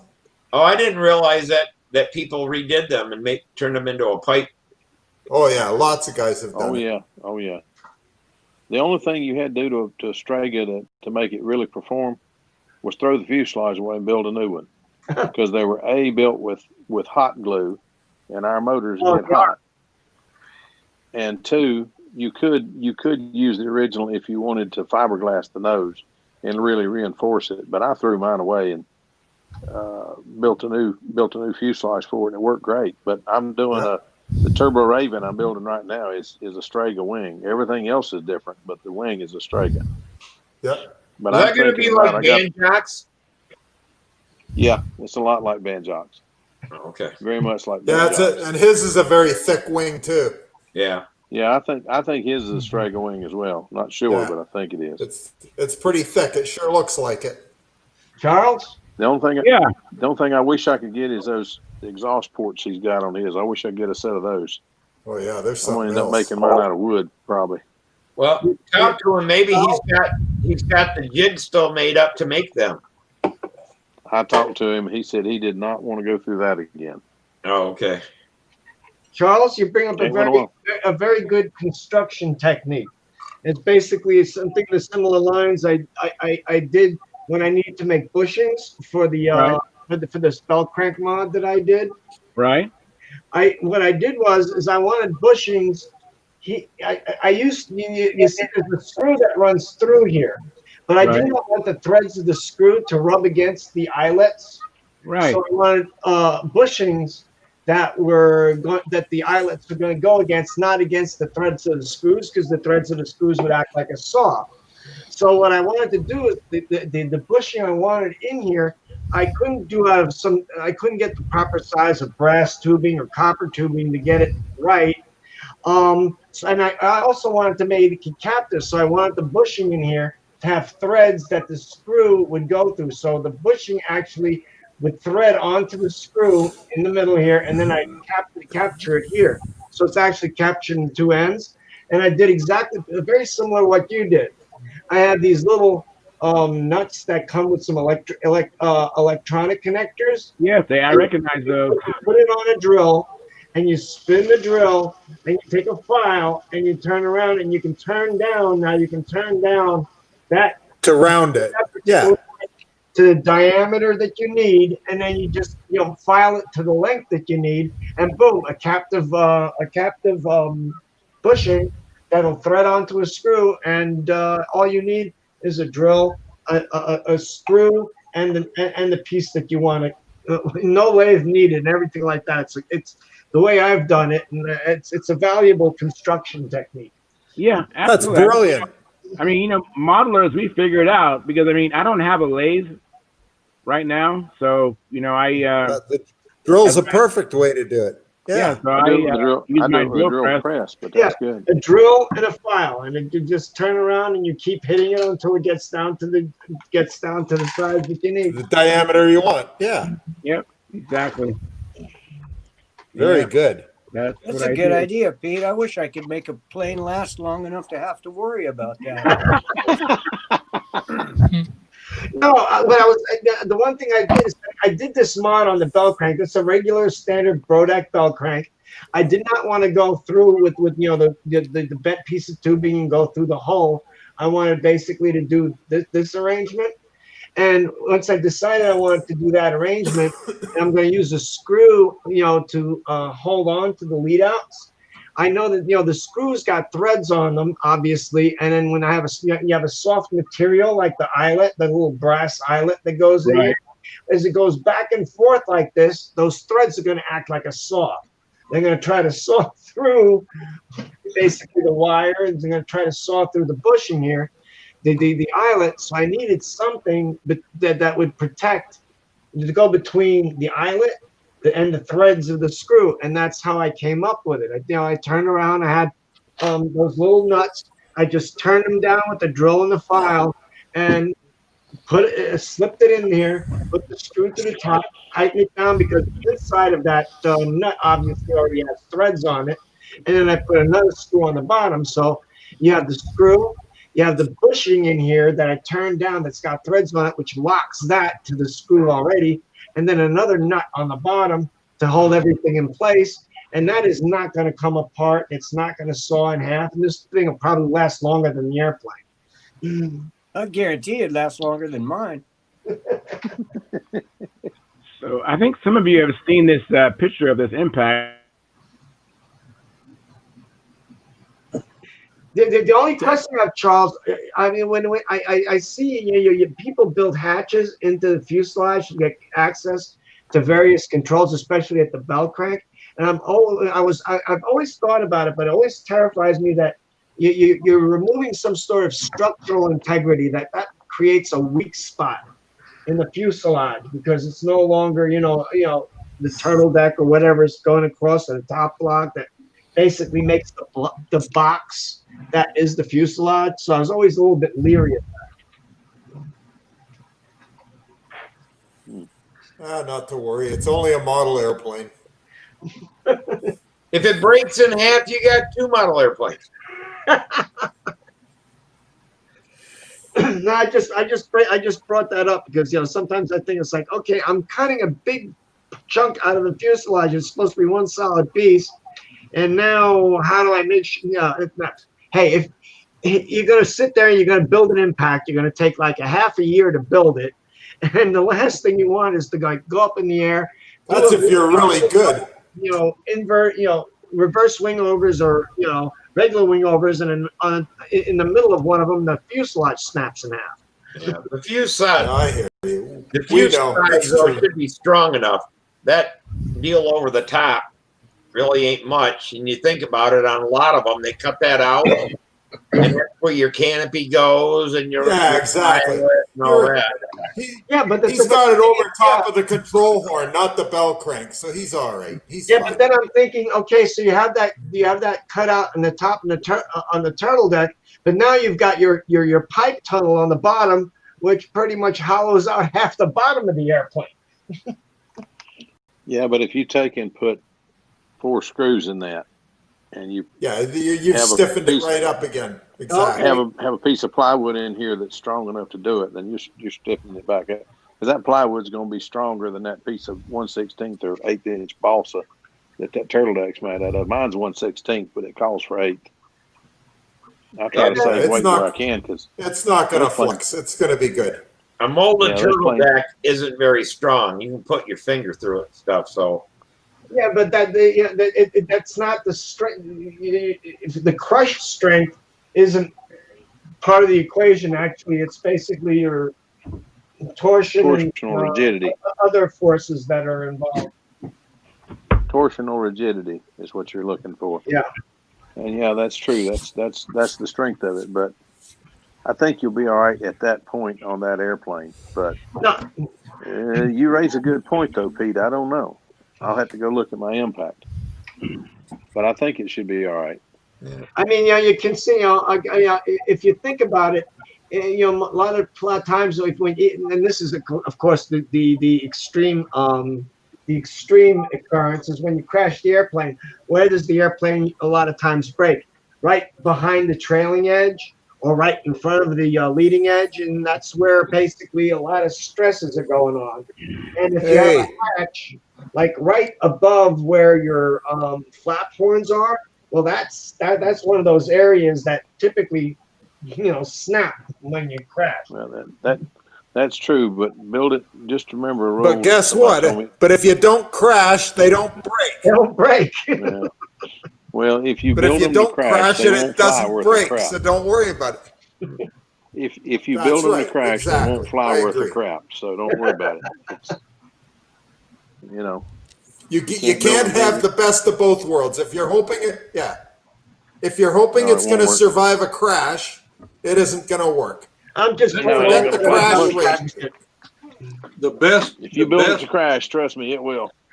The best stunt ships turn to dust when you crash them. Yeah. Yes, they do. That's the truth. You don't worry about what happens if it crashes because you're going back to the building board to build another one. hey, Gary. Gary. Gary. Yeah. Hello. Oh, there he is. Not tonight. There he is. Hey. How do we send in pictures to you? Have you guys talked about that tonight? Oh, thanks for reminding me. Damn good thing I came in. I know. I can't be remembering all this stuff for you guys every week. Maybe we'll talk more about it in the after party, all right? Steve just proved he can be used for more than just a bad example. Yeah. Hey, did you go flying today, Tran? No, Tran fell out. it's raining here. Well, I went He is flying there. today. You did? Yeah. He is there. There you are. Right. Yeah, I'm flying. Did you get any snow? Trying? No. He's in Georgia, man. They never get snow. Hell, they were predicting up to an inch of snow there in Atlanta today. Yeah, In North Atlanta? Georgia. Oh, you're kidding. No. They were saying we were supposed to get 1 to 3. We got about a half an inch outside, just enough to make everything a blooming mess and ruin our flying for tomorrow. Yeah. Yeah, I seen that. I'm like, that's why I'd give Trying some crap because he's always saying how nice the weather is down there. Trying's got nice weather. Georgia's nice most of the time. The only thing is when it gets cold enough down there to get anything, they usually get ice. And then the only thing to do is stay home because they do not have the resources to clean all those roads in a big hurry. Yeah, when it snows down south, we have the blooper tapes on the news at night. We get to watch you guys all sliding all over and bam! It's like, whoa. Yeah. Well, that happens here too. 30 years I was with DOT, 24 of it I ended up having to drive a snow truck in the wintertime. And you'd think people that see snow every year would get used to driving in it. Don't bet on it. Don't bet on it. My brother-in-law It's a mess. from Ohio calls the first snow training day. That's pretty good. That's pretty good. Well, I tell Samantha, anytime it snows, the first time, the last time, the first thing you do is slam on your brakes and see how slippery the roads are. You know, before you get moving very fast. You know, people just get out there and then they go for the brakes and it's like, shit, I'm going too fast. Well, You didn't test Well, how fast you're the going. thing- What is that? A frog? No, it's an The airplane. thing I can't understand. The thing I can't understand Oh, is the why M&M people on will the go out. top. It looked like a Yeah, frog. let's talk about model airplanes. Yeah. Right, Has anybody got we got anybody got skis on their Let's get plane? back to model airplanes. Yeah. Anybody got skis on their plane? Oh, I It thought looks you like it's wanted to gonna be talk one of those about winners, huh? M&M's, Charles. No, I want to talk about model airplanes. I think I'm going to bring this out every time we get off subject. Good idea. Oh Lord. Speaking of model airplanes, Tran, you'd asked me a question about painting inside the mold. Mm-hmm.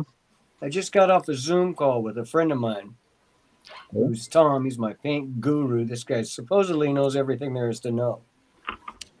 He knows a guy that paints model boats, paints the mold and then lays the glass. He uses matrix systems. Okay.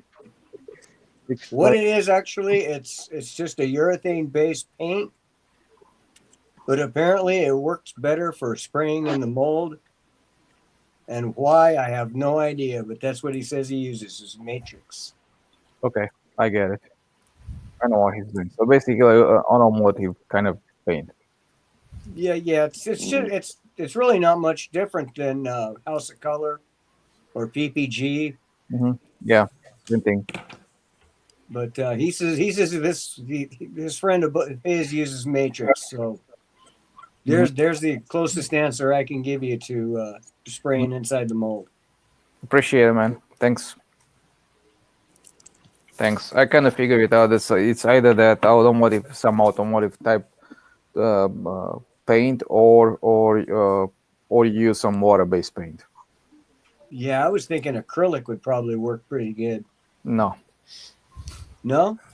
I try like spray can stuff, which is pretty much the acrylic stuff, and it leaves marks on the surface of the mold. Oh, yeah. Hadn't thought of that. Yeah. I don't know. Give the matrix a shot. It's more expensive than House of Color, but apparently it works. Mm-hmm. Yeah. Matrix urethane paint. Okay, I'll look into it. Thanks. Appreciate it. Yeah, no problem. The guy finally called me back. I asked somebody about that a month ago when Tran brought this up first time, and I still don't have an answer back. I'm glad you was able to get one for him. Yeah, I don't know how accurate the answer is. I hope it works. Yeah, I've been looking at stuff. I find that they have some kind of a shark skin paint. I've heard of that. I've never used it. It's supposed to be less drag, but I don't know how it would work on an airplane.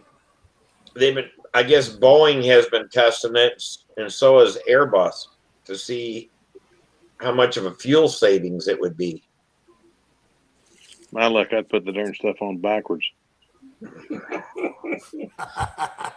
Yeah, right. Yeah, the scales go the wrong way. Then you got problems. Yeah, be drag instead of. Ooh. You guys ever tried that new plaid paint? Mm-mm. Is that made by 3M called Scotch? Yeah, it's made in Scotland. Okay. Oh. Oh. Ooh, yes. Good. Plaid, yeah, plaid paint. Oh, Steve. You can get tartan green, or tartan red, and oh me. Oh boy. Oh boy. You guys don't Peter's, get much, do you? No. Peter's banging his head on the table over there. Oh boy. I always thought about painting a wing that way, painting a wing plaid one day, but I just haven't got around to actually doing it. I think it would look pretty cool though. Actually, on Facebook, somebody made a post and says, "How do you do this paint job?" And it was similar to your tie dye or your spin paint type thing. And there were people saying, "Well, why would you want to paint an airplane like that?" I thought actually it would probably be pretty cool in some respects. Hey, Yeah. Len, Yeah. if you paint your airplane plaid, you may be a redneck. No, we don't have any of those here. Hey, Tom, why I don't know you some Canucks. Yes, you do. Yes, you do. Oh, yes, we Yes, do. you do. I'm only kidding.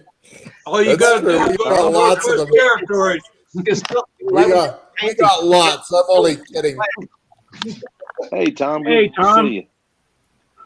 Hey, Hey, Len, Tom, why how don't you doing? Hey, Good.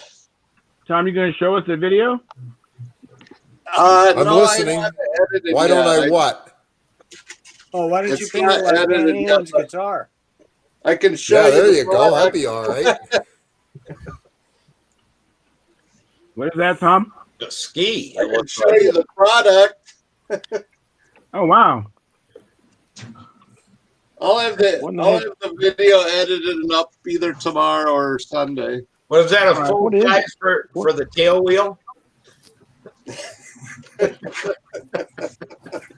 What the heck is Holy that thing? shit, that's big. It's for a big airplane. I guess that's what I said. Hell, that's for the tail wheel of a tail It's a dragger. snow ski. It's a snow Wow. ski for the main wheels. Replace the main Wow. wheels. That's pretty Wow. cool. What's the wingspan of this plane? It must be big. It's 70-inch wingspan. Okay. You plan Weighs on about flying as off much the as- lake? Yes. Does it weigh about as much as Len's half ace?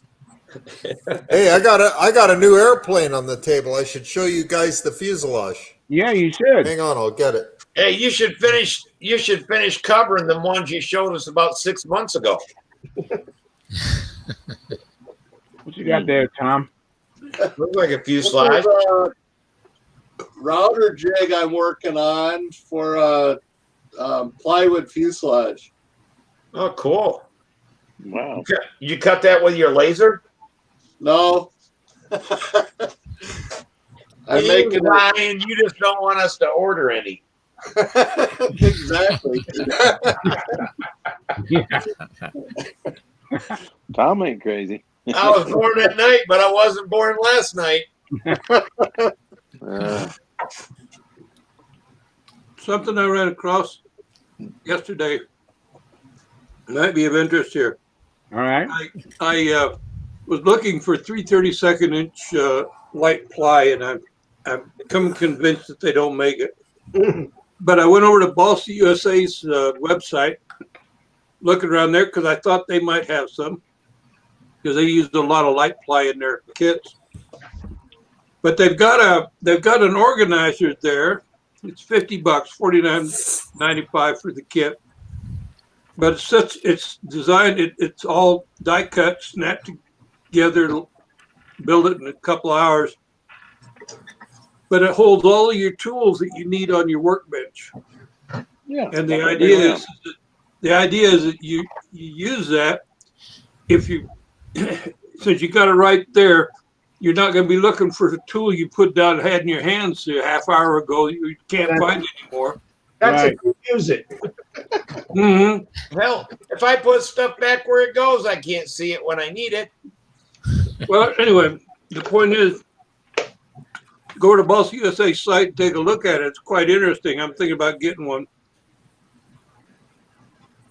What do you You'll got like it. there, Len? I'm building a John? new profile Spitfire.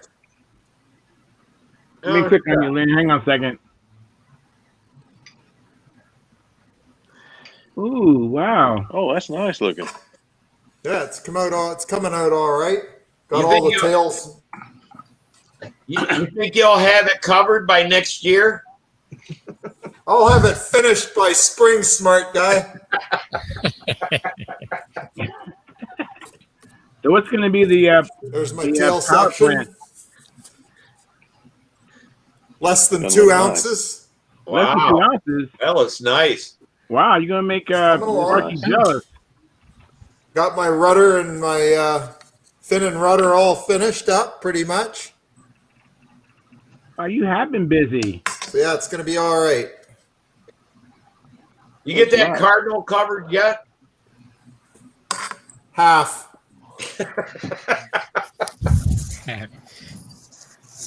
Don't worry, I'll have it finished for this coming year too, Steve, just for you. Lynn, Well, what I figure is you're getting all this stuff done, and then Naomi's going to lock you in that basement with your covering iron and heat gun and say, when you finish these, you can come back upstairs. Yeah, you know why? Because 2 of them are hers. Yeah, I know. That's what I'm saying. It's all in good fun. We'll get them all done. She's going to cut off your flying funds, Lynn. Yeah, you're not kidding. All flying and no finishing is not a good thing. No. You guys know Tom has a question. Phil knows all about that too. All flying and no finishing is not working out worth a darn. No, it's not. I wanted to. I hear you, Phil. I'm there too. I wanted to answer John's question about where to get that plywood. Oh, okay. Aircraft spruce. They've got 3/32 inch. Yes. Okay. They have 3/32. Thank you. So how do they sell it? What size sheet is it? You can get it. They'll cut it to any size you want, but as far as shipping it by, a cheaper way, it's cheapest to buy it in 2 foot by 4 foot sections. Is somebody talking, or am I just not hearing? Yeah, Tom is talking, Lynn. 2 foot by 4 foot. That's about what I need. Okay. Okay. That's the cheapest way to ship. Aircraft spruce. I'll have to go to their site and look at that. I've got so much cut out on the bulkheads on the Vanguard that I, for cooling air to go through. I've decided I want to go with light ply rather than balsa, and it also saved me some money because balsa is about 2-3 times more expensive than light ply.